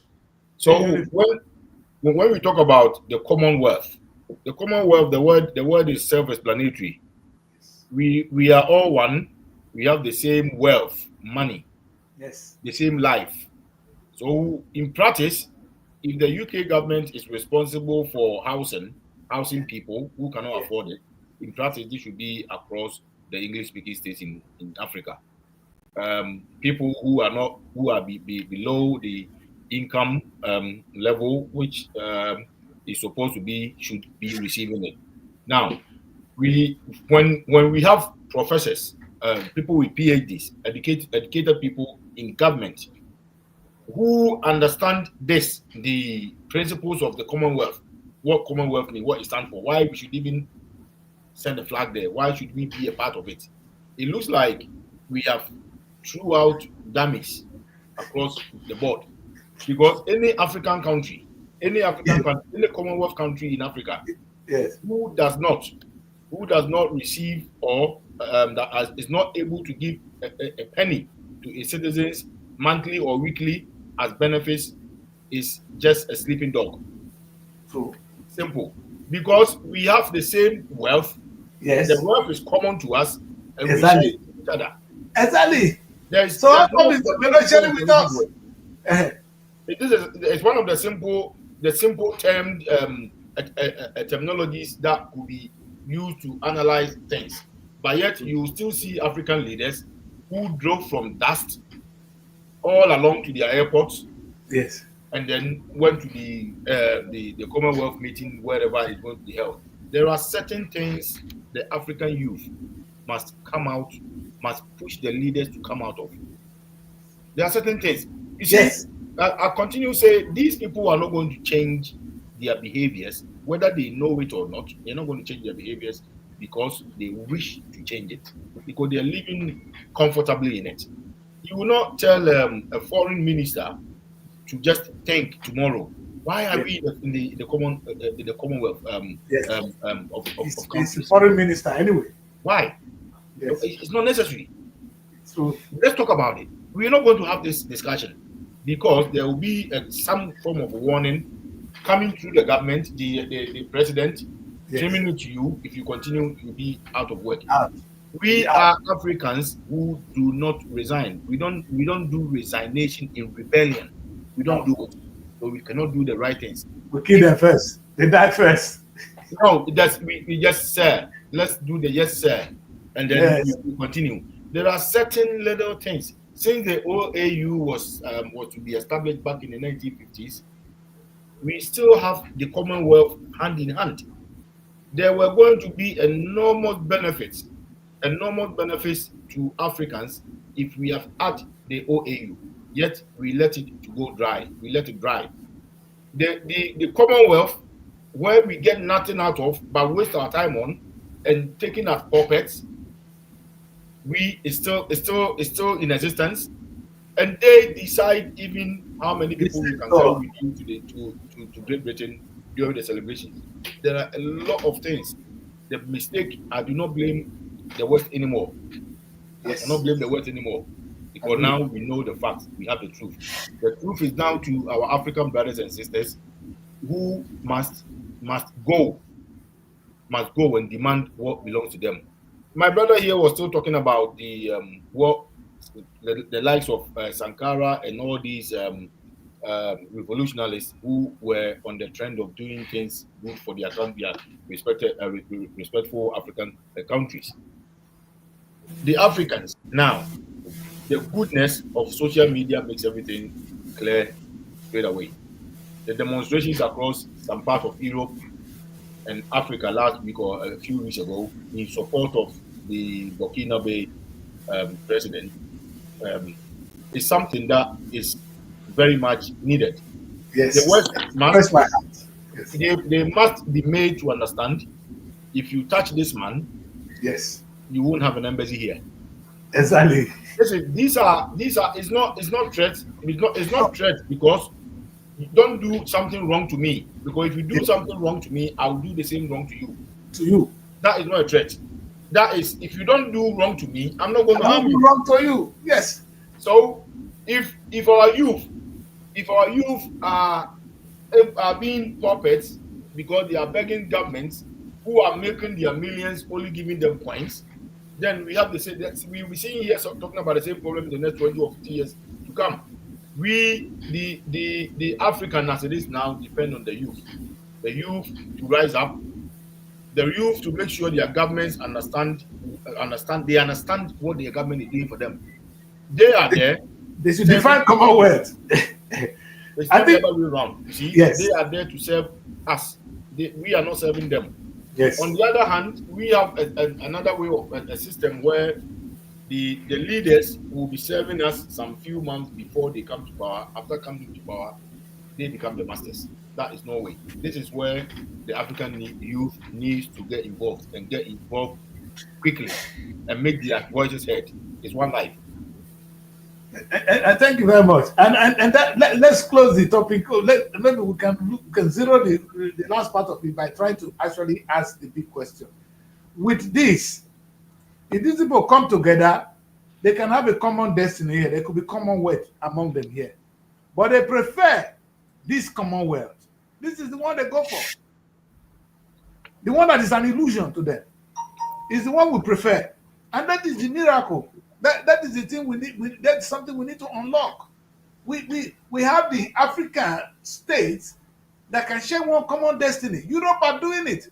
Listen, Britain is out, but the EU, the language there is really Commonwealth. They're saying you can work anywhere, you can do a business anywhere. We just did it, Richard. We did a presentation on that. You can do business anywhere. You can do this because you are part of the EU. All right, but what happened to us? We're still battling with taking visa to leave Nigeria to Ghana. You need visa to go to South Africa. You can't even go there and work. There's no common destiny among these people. Look at them. It is no European that stopped them. European did not tell them you can't do this. Yet they infiltrate them. It is a matter of now. You see all these people you can see over there, There are two things very common, 2 or 3 things very common with all of them. Yes. Some of them are anchoring in power. So everything they do is to make sure they are in power. They stay in power. Yes. If you have this mentality, you cannot do any more thinking. You cannot innovate, bring out any necessary thing in your country. That is one. The second part is most of these people here are on serious medication. Very correct. In fact, he nailed it.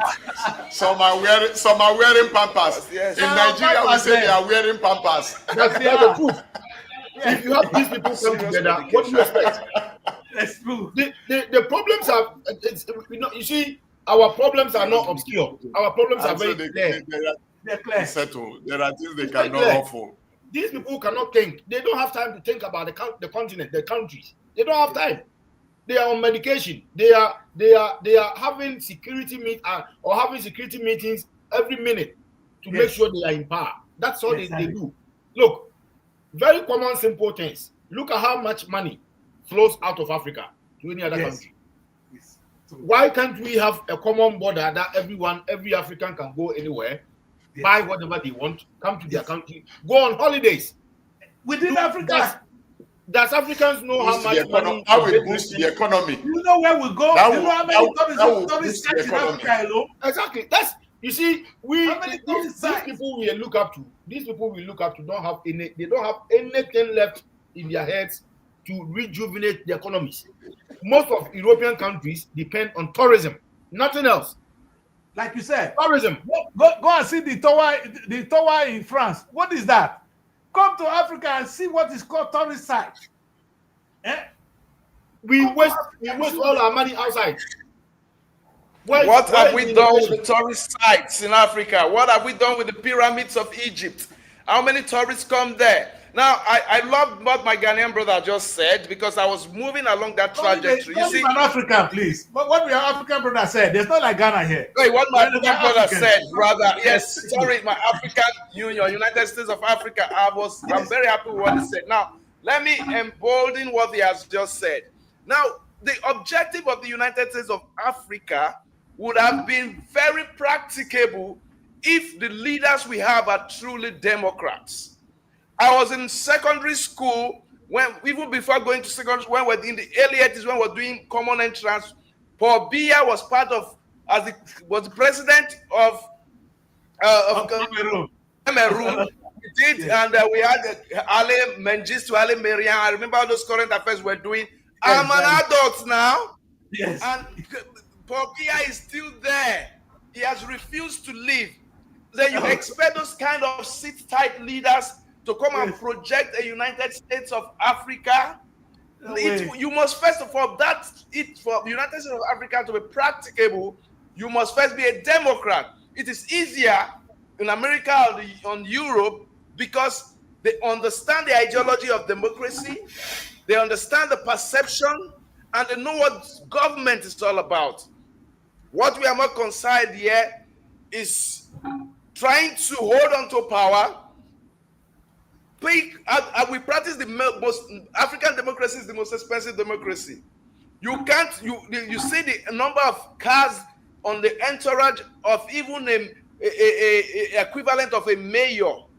You entourage the number. We are crying of insecurity. One person will have 5 policemen to himself in Africa, and we are fond of betrayal. We are a continent of betrayal amongst the leaders. We have a lot of sycophants as leaders, and we don't think about leadership. We think about the next election instead of governance. So, United States of Africa will have a still bet until we change our mentality, until we change our perception of what democracy is all about, until we decide as a people. Like, look at what my brother said. He said the major earner in Europe is tourism. And before you remember that, Chris, 2 weeks ago, last week, we have emphasized the relevance of tourism. Let's look at tourism sites in Africa. They can go to the slave beaches of Liberia. That's a tourism site. We have slave beaches. The first upstairs in Nigeria is in Badagry. That's a tourist location. the river Ethiopia leading into the Atlantic Ocean, coming from a tree. The source is a tree. That's a tourist location. We have explorers.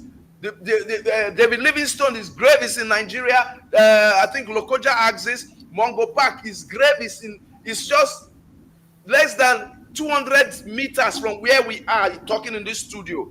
Mungo Park, his grave is there, and I think 2 other explorers, they were buried at the bank of the River Niger. These are earners for government, but all we are concerned about is to share money, sit tight. Like my brother referenced, they are all on medication. That is the truth. I see a lot of African leaders being led out of the airplane, being led into the plane, being held when they are making speech. And it was too far. Yes, too far. Some of them are using pampers. Some of them are still weaning on their body. They wear pampers. They won't tell you. Some of them are carrying catheter. They can't urinate naturally. And these are how do you expect this kind of people to want a United States of Africa? How do you want them to lead us into that dream Africa that we want? Unfortunate. The greatest problem of Africa has been highlighted in this program, and I just thank God, because even myself, I'm getting the more enlightened. Sit-tightism. When you have sit-tight presidents, sit-tight presidents, who themselves are, some of them are on life support. Some of them are on life support. Most of them. And if you are on life support, your focus 24 hours is how can you survive for the next day. There is no way you can preside over an economy that will on its own not be on life support. There is the danger in having presidents that have outlived their usefulness. Like we are having, a number of them claim to be in their 70s. Some of them are truly in their 80s because of the age fraud and wrong certification. So they say they openly celebrate 74, 75, but they are 10 years more. So they are 84, 85, 86. And we all do know that from age 60 thereabout, your body chemistry, the physiology of the entire thing about your body start changing. And the danger in that is that the man you think is your president is not your president. Of course. Yes. There is a cabal of people that there is a cabal that are thinking for him, that are doing the memos. But these people have authority. We can mention them even in Nigeria. They have authority, but you can't hold them accountable. They have authority without having responsibility, because history will not judge them for the frailties or the wrong in the decision of the policies. Because the policies, like in Nigeria, you talk about Tinubu's economic reforms. But for goodness sake, we do know that these are products of the Gbajabiamalas. Those are the guys that are put together. Those are the guys that are put together, that are churning out these policies. And the man you are holding accountable, you are holding responsible, is no longer. There was this a president from Africa, that the protocol in US arranged a meeting between him and Trump. And at the end of the day, Trump was expecting to discuss viral, functional, workable economic policies, bilateral relationship and all that. He found out that the one he was discussing with was almost dead. Not current with what is happening. And at the end of that, he won his protocol details. Never you again arrange a meeting between me and the dead fellow. Exactly. Dead fellow. They didn't bring the person out literally from the morgue, but the fellow is no longer current. He's just a symbolic head. And Africa cannot move forward with symbolic heads. People who are just there because it's the turn of the South to be there. Who are just there because of South. Who are just there because of their profile in the past. Not what they can deliver on now. Africa will remain a continent that is on life support because of the kind of leadership. For as long as we continue to tolerate leadership that is no longer updated, you cannot be tolerating an analog leadership in a digital age. That is true. You see, the president of France, we know his age, and we do know you arrange a meeting between him and Buhari. You arrange a meeting between him and Tinubu. What is the nexus? What would they be talking about? Would there be an exactly. What would they talk about? Idea. Where is the meeting point? How can they get on the page? Now, you see the contradiction in African leadership is basically this. You ask the African worker, the public servant, for example, that at 60 or 65, you should be retired from service. At that time, your brain cells are in retrogression. Yes. It's degenerative at that stage. But that is when they will retire, like my African brother made mention. That's when they want to come into the most important part of nationhood, which is governance. That's when they want to become president. In almost all the leaders in Africa, besides those that come as coup through the coup and have become from military heads of state to become civilian presidents for life. Like this one. They have become civilian president for life. Majority of them are above 80 in their ages. Majority of them cannot walk without support. Majority of them are on medication, on life support. But how can your brain function in that perspective? Please, could you answer this question? Yes. When you were to be enlisted in the public service of Delta State, a subset of Nigeria, yes, were you not asked to bring a medical report of fitness from an acknowledged government hospital? We were to show that you are healthy. How come that the most important office in a nation, people will be blind? They will look the other way with respect to the medical fitness of who occupies the most important seat. This is Uncle Bia. I knew you when I was like 8 years. 8 years. Reading for my common entrance. Uncle Bia. Uncle Bia has been president since 1981, if I'm not mistaken. And he's still president. What does he have that other Cameroonians do not have? What does he know? Because I don't think, look at most of them, we have seen some collapse when they are making speeches. The last time they had the African Cup of Nations in Cameroon, there was a young wife with him who was asking him, take up your hand, wave. Tell him what to do. They were telling him what to do. Can't you retire? Acknowledge, they were telling him what to do. He didn't know how to respond to that. Look, Africans are gathered in your stadium, and this is the best gathering. He didn't know when to raise his hand. He didn't know. And now I'm talking of close to Uncle B. Oh my God, Uncle B, sit there, Richard. With the bat, African leaders. Daddy Chris, you made reference when we're talking. Most of our discussions on this platform, we've always referenced a lot of statesmen. You eulogize them, the likes of Nkrumah, the likes of Thomas Sankara.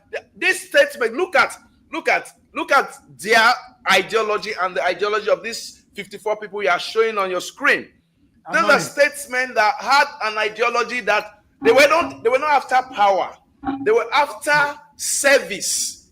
Those were statements that had relevance. They were after service to the people. They were not sit-tight leaders. Yes. The Nkrumahs, the Sankaras, the Azikiwes, the Awolowos. These were people, but Macaulays. These were people that were not after the sit-tight syndrome of political leaders of today. They were not after the perks of office. Most African leaders now want to have the best private jets. They want to live in Palasha. How can you how can you renovate the vice president's house with 500 billion for what? Are you building underground? Is the house inside water? Is it under the Atlantic Ocean? 500 billion. How can you do renovations like this? Was it animals that were staying in the houses that you were renovating and you take furniture? Why are we deceiving ourselves in Africa? It's absolutely. Africa cannot get it right if we don't start with ourselves. We need transformational leaders, sacrificial leaders, serviceable leaders. healthy leaders, not reusing somebody you be carrying your granddaughter to be your wife so that we help you raise hand, or they say using it to renew your blood. Stop deceiving yourselves. We can't do that. It's absolutely I am pained. I'm very pained. It's absolutely fine for you to be angry, and it's also absolutely fine for them to continue doing what they are doing. It's okay, and it's going to continue. No. So where do we have a meeting point? It's going to continue, and it will continue until the youth, the Africans, say no to it. That's exactly what I want to say. What's the way forward? They are comfortable with it. Imagine a 92-year-old man, a president. Look, I was just trying to interject you somewhere there. Yes. The ages, the job of a president, the ministers, these are the very high jobs. These are well-thinking jobs. You need to be thinking. You need to be meeting people. You need to be reading. You have to be active to say. You need to be on the forefront of everything so other people cannot do corruption and other vices behind your back. You need to come up with something. You are the one who was voted for. Yes. If you have this man, 92 years, he's in the sports stadium, they organize a whole program, a whole world program. And he cannot see people are around so he should wave. Come on. Look at the house. He cannot see. The man is weak. I'm going to be struggling to open his eyes. He's struggling to open his eyes. And so my question is, what are the Cameroonians doing? What is wrong with the Cameroonians? Question. Why are we blaming this man? The people we should be blaming are the Cameroonians. It's the Africans. It's the African brothers we should be blaming. They should go forth. Let me tell you why for this man to tell out. Nobody is going to do this business for them. Yes, that's why. You know why it will be difficult. It will be difficult for a while. Let me tell you, because it's happening in Nigeria too. Look, these people, these seated African leaders, do you know what they have done? They have conscripted the institutions to their own personal company, personal enterprise. It can be the electoral empire in Cameroon, even when the people want to vote him out, the electoral empire says something different because they have been manipulated. It can be unconscripted. It can be unconscripted. You see, what these people, when you see this man over there, right? All he revolution, only a revolution. Exactly. He's anchored by security. The colonial authorities. Only a revolution. The colonial authorities are comfortable. If it's revolution that's going to take him out, it should be a revolution taking him out. Because there is no way, like what happened in North Africa. It's only a revolution take away those kind of leaders. Only a revolution, because they have manipulated the system. It will be difficult for you for a holistic voting process to translate to a new leadership unless a revolution like what happened in North Africa. You see, one thing that's more dangerous with a person like this in governance. One thing more dangerous with him is that he cannot control his ministers. He cannot control his ministers. So during this time, they are anchoring him. Everyone does whatever they want. The spending of the country's resources and the country's revenues is just rampant going on, and it trickles down to the whole of Africa in the near future. If a foreign power is not holding this man into power, how could he still be in power? A foreign power is holding him tight. We all saw what happened. The foreign endorsement. That's not a foreign. The French. There's a French interest. French is endorsing him the more. You see, the French they have military bases in all their colonies in Africa. The military bases are not just. Are there wars there? The military bases are for economic interests, more for economic interests and proxy administration. Those people are just figureheads. They are like district heads imposed in those countries, inclusive our own country, Nigeria. Exactly. African heads, African leadership are district heads. That's why Daddy Chris he doesn't want to call them heads of state or presidents, because I mean you can't be a president and cannot create a generative economy for your gross domestic products to increase. They're not qualified to be president.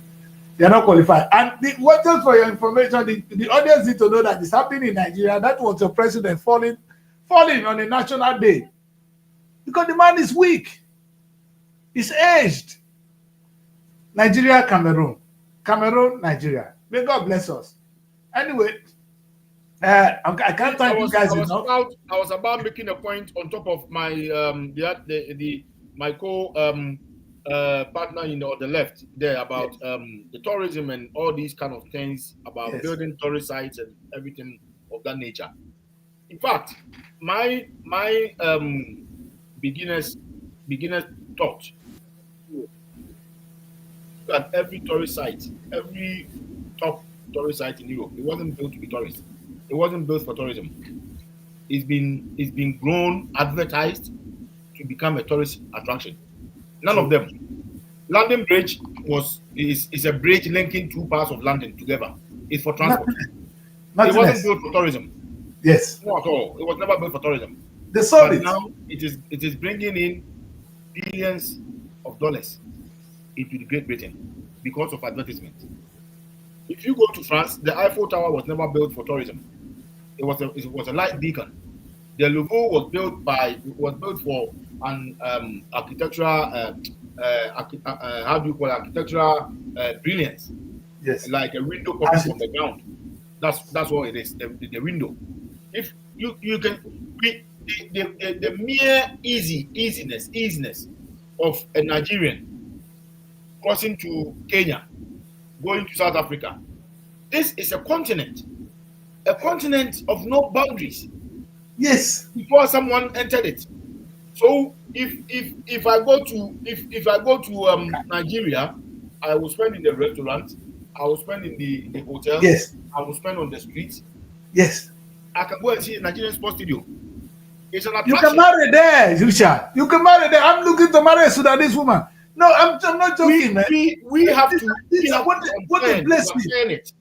We have to overturn what is being done by the colonial masters. We need to turn it around. We need to turn it around by moving across the continent. And our mindset is not allowing us to move across the continent. We should be able to move across. We should be able to go anywhere. We should be able to give our children marrying a Nigerian child getting married to a Sudanese, a South African getting married to.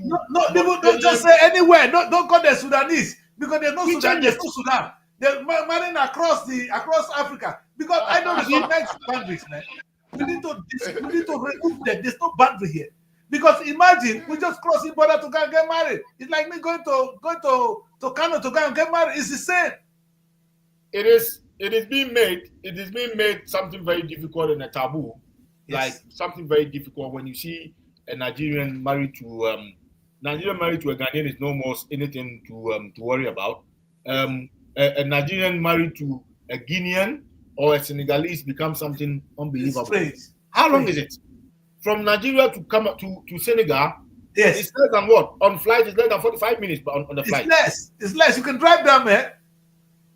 If a Nigerian can marry an English woman, a white English woman, yes, which is more than 7 hours flight, exactly. Why can't we marry? Why can't we get ourselves? But thanks to these same issues, if you have presidents of 90, 80, 70 years, you are not going to function. It's simple.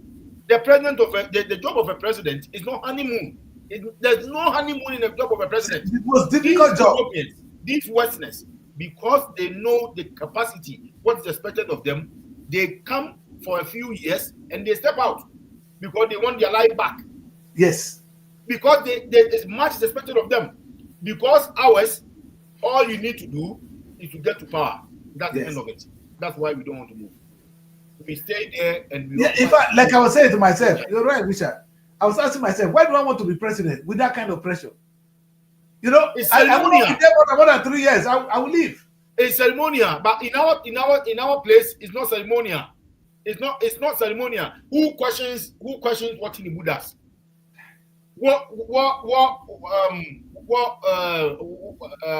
How do you call it?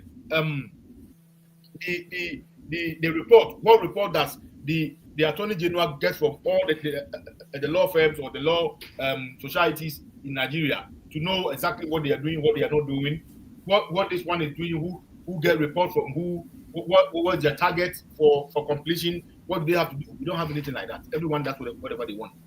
But if all these things we've mentioned to make sure businesses improve exist in private businesses, why can't it exist in governance? Exactly. And if you see businesses improving, prospering on the continent, in Africa, businesses are improving, they are prospering, but governance is not prospering. Why? Because there are no checks and balances. That's the simple. How can a 92-year-old man, if this man is overthrown tomorrow, how can you prosecute this man? No, why are you gonna probe him? You cannot, because he cannot even understand what is going on around him. Exactly. When you probe him, in fact, he's innocent. In law, until you have the mens rea, until you have the mental capability to commit a crime, you're not a criminal. You could kill somebody if you don't have the mental capability. This man doesn't have the mental capability to cause you any harm. He don't. He's free. So he's free. So this is a great granddad, you know. This is a great granddad. What do you expect of a great granddad? Uncle B, I beg, come on. It's not only him. It's not only him. We have the one in Kenya. The one in Uganda is the same. And look at our own. The Nigerian own is weak. Look at him. The man is tired. Look. This one is tired. He fought many times already. Many times. Why should he be a president? I don't know. This position requires the utmost dedication. They are not qualified Nigerians. Richard, are they not qualified Nigerians? When you have the young boy like this boy from Benin Republic, the one from Burkina, he's moving from one place to the other. He can see. He's walking around to see the project, playing football. Look, if you cannot move around, as a president, if you cannot sit at meetings, this job in practice have about 12 hours of meeting per day. Yes. You have to be sitting on every meeting, asking questions, people bringing reports to you, what needs to be done. Your advisors will come, your ministers will come. You need to compare meetings. It is a 24-hour business. You cannot be in bed running a country. No. Even let's be honest with ourselves. $1 million business, yes, anywhere in the world, the head of finance cannot be sleeping and getting. I'm talking of $1 million. Just $1 million.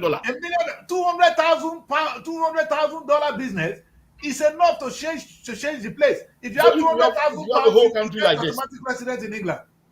Put 200,000 in your UK account, you get automatic resident. You think it's a joke? You don't need to have $1 million. It's a pity, but we expect what we are seeing. We should expect what we are seeing until our preaching and our talking goes into the youth. I always refer to the youth who should take the lead and go forth. Take them out. Because the way if we depend on democracy, it's not going to work.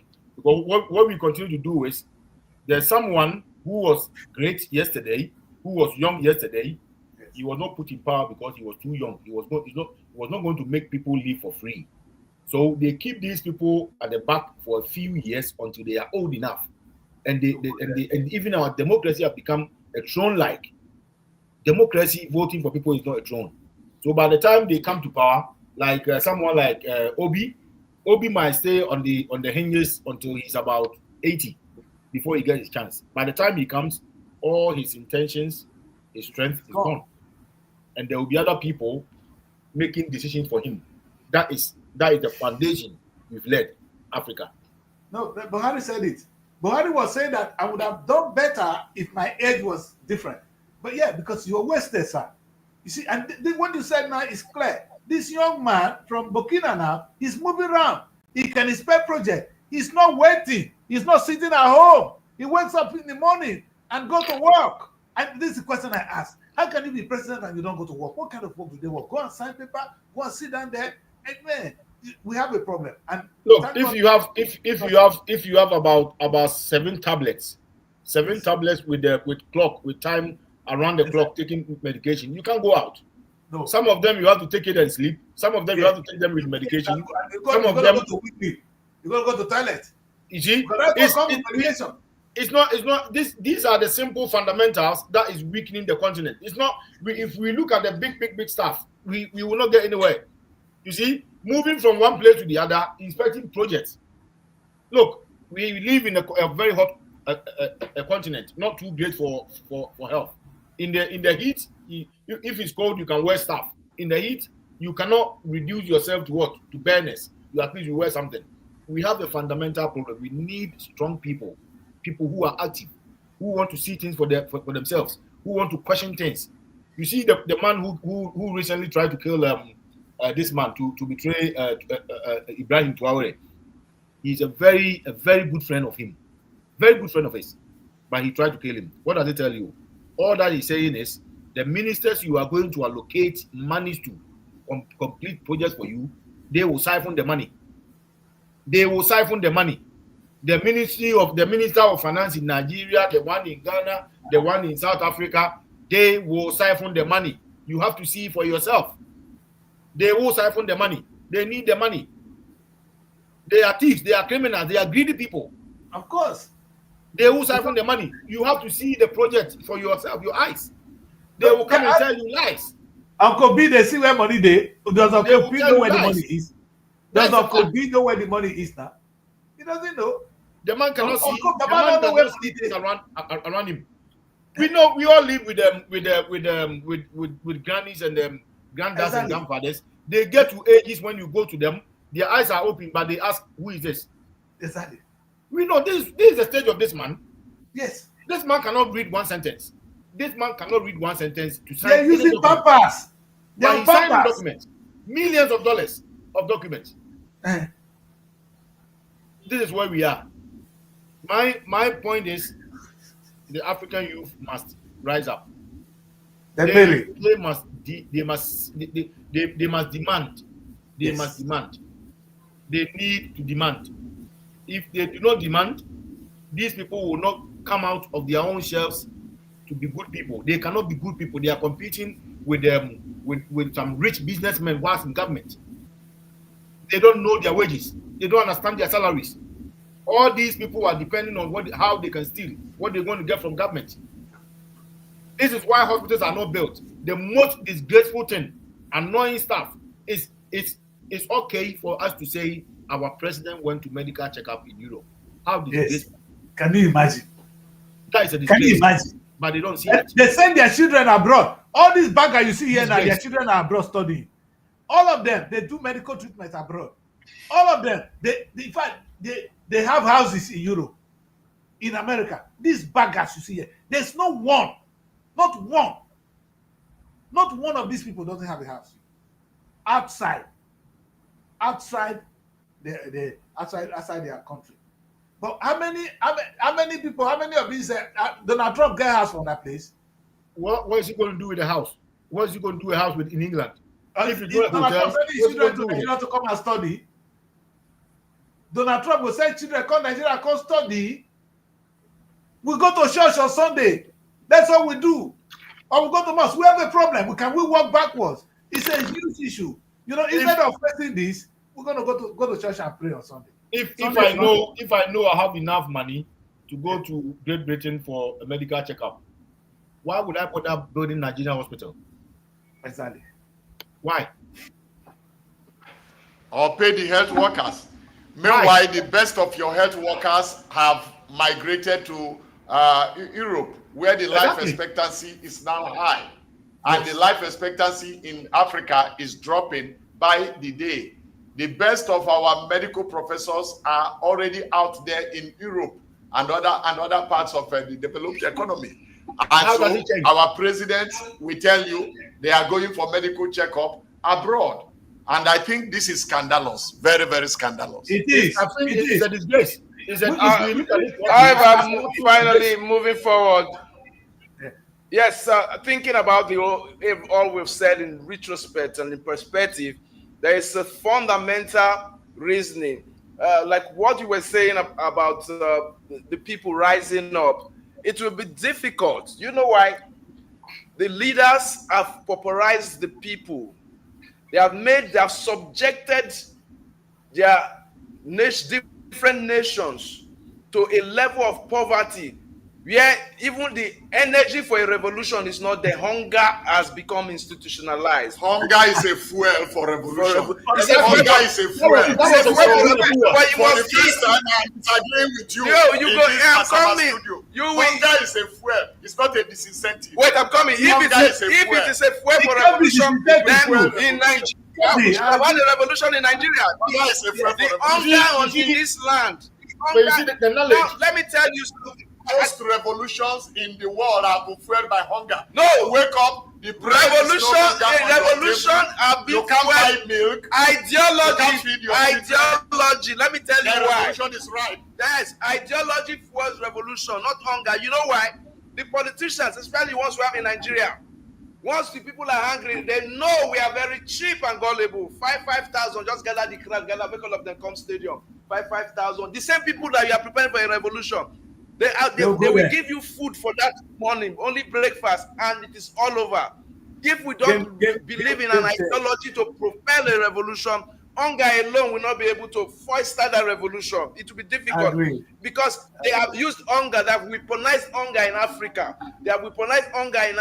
Our leaders have weaponized hunger. They created the template for the situation we have found ourselves so that we can continually depend on them. Because how can you be a leader in Africa for 50 years, 40 years? Wow, you be devil. Baba will go ask Uncle B. Anyway, let's listen. Done justice to the topic today. I think we should allow rest. Tomorrow, might want to look at properly administering Africa. The problem we have is this: we now have this set of leaders who are old, who even make. I don't, like you said, if old people like that, why would they even bother about what tomorrow is? Because they're going to die very soon. Tinubu is not thinking of the next 10 years. Because in 10 years' time, he's probably not alive anymore. If he's still alive, he'll be in the wheelchair. Or maybe if he's still alive, give Tinubu 15 years, he's gone. Why would he bother? He wants to enjoy today. So those people don't plan what will happen tomorrow. So maybe that is one of the excuses as well. Like you said, hunger is supposed to fuel our revolution, but hunger is not helping matters because when we give them, because you can see the amount of political, how do you call them? The sycophancy in Nigeria. I'm ashamed sometimes when I hear people praising idiots just because of 5,000 naira. They sold their children's destiny for 5,000 naira. Maybe the enlightenment will come. But I really have a message for those in the leadership right now. Are you guys not afraid of social media? Because the thing that has been hidden from the wise and the prudent has been revealed to the babes and the suckling. The amount of information going on social media today is too much for you guys to be comfortable, Tinubu. If I were to be Tinubu, I'll be scared because the information right now for people, they are hearing, they can read. So things that were before, we're waiting only for BBC, we're waiting for NTA. No, NTA, they are no more existing. Information are going around. Children now follow things. There's going to be a revolution you can't stand. And that will be the true revolution. I think when people are now fed, Pastor Chris said it, he said when you have the words, it's going to swell in you. Children are going to hear this word again and again, and they're going to come out. No hunger will stop it. There's no weapon that will stop it. Unless you guys stop it now. The only stop to the revolution will be these people, these old men, doing the right thing. In fact, like I want to end this show by saying that it makes no sense going to go and gather in the name of Commonwealth that means nothing to us. I'm sorry. This Commonwealth is completely useless because if it is Commonwealth, then you can come to England in the name of that Commonwealth. You can't come here. You are hungry, they are doing well. They are the president, but you ignore this Commonwealth. This is your Commonwealth. Say this one is better. The English, it passed me. I go take go talk down and go they not hear all. Because now their country are there. Anyway, we're going to end the show here. We're going to have more of this discussion tomorrow. Like I said, it's a difficult time in Africa, and it's a time for everybody to sit up. And there's a natural mystic going on. With what has happened in Burkina, what has happened in Mali, if Tinubu is comfortable, then they're really blind. If Pobia is comfortable, they are really blind. Because young people, They're going to come out from the woodwork. They may come in the form of military coup because we can see the good thing happening now in Burkina. They are in control of their resources. They have a destiny. And if I can put those three boys together, they will come together and form a country. Just to remind us, Kwame Nkrumah cried in his last days. His last speech, he was telling them that we must not leave this place. He was telling this union of people here, that's where they gathered, that we must not leave the place until we come up with one currency, one army, and the capital should be in the Central Republic of Africa. He wasn't putting it in Ghana. God will bless him anywhere he is. Kwame Nkrumah will sleep well wherever he is. He said the independence of the Gold Coast, when he got independent before Nigeria, 3 years before we got independent, he said that the independence of Ghana is meaningless until the rest of the African coast has been liberated. That's a man with a vision. He wasn't looking for himself. He was looking at all for us. But what are we doing? Tinubu is thinking of himself. Look at Paul Biya. This old man is still there till tomorrow. Uncle B, if not Nigeria, you do for don't die, sha, because I don't think Nigeria will take this. Cameroon doesn't have that kind of people. I don't think Nigeria will take this. We can take a lot. Our mouth will know for don't nearly kill him. That it's not even that man cannot be in Cameroon. He must be in France. Taking treatment. What kind of greed is this? Let's end the show today so that tomorrow we have more time, because we are here almost more than 2 hours, 15, 16 minutes already. It's enough for one day. We'll be right here tomorrow to take a look at another interesting episode of Rise and Shine Africa, so that we all can rise. I think we need the rest of Africa to wake up. Not only Nigeria, let the rest of Africa wake up and wake up with us. Because Nigeria, if we expose what is happening in the rest part of Africa, hopefully it will transfer. We can use that to inspire those at home. Because the battle actually cannot even be solved by Nigeria alone. Nigeria would have been the big brother who started a journey that would have put Africa together. That's why Nigeria must succeed. If Nigeria don't succeed or Nigeria break up, then we are finished. That's why I'm always saying, don't dare touch Nigeria. Nigeria need to come, take more. Togo to join Nigeria, Benin, all these countries, they should join. So we'll become the United States of Africa. And we'll have a prosperous economy. We'll be secured because we have one army and we'll have a voice in the international stage. Thank you very much, guys, for joining me.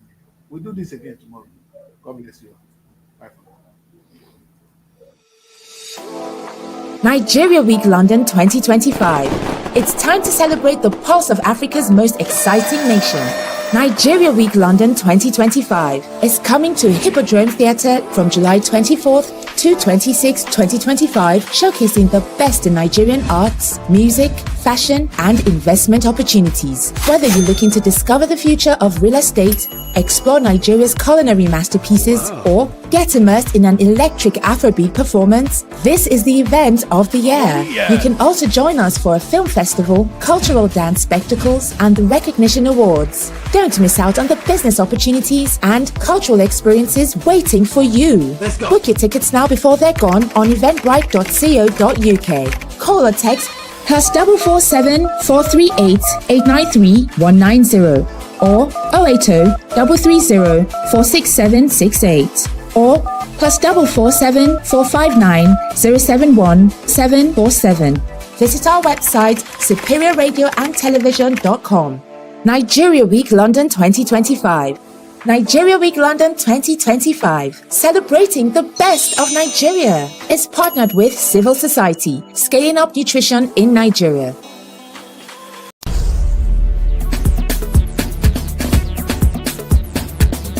SR TV. Innovative content.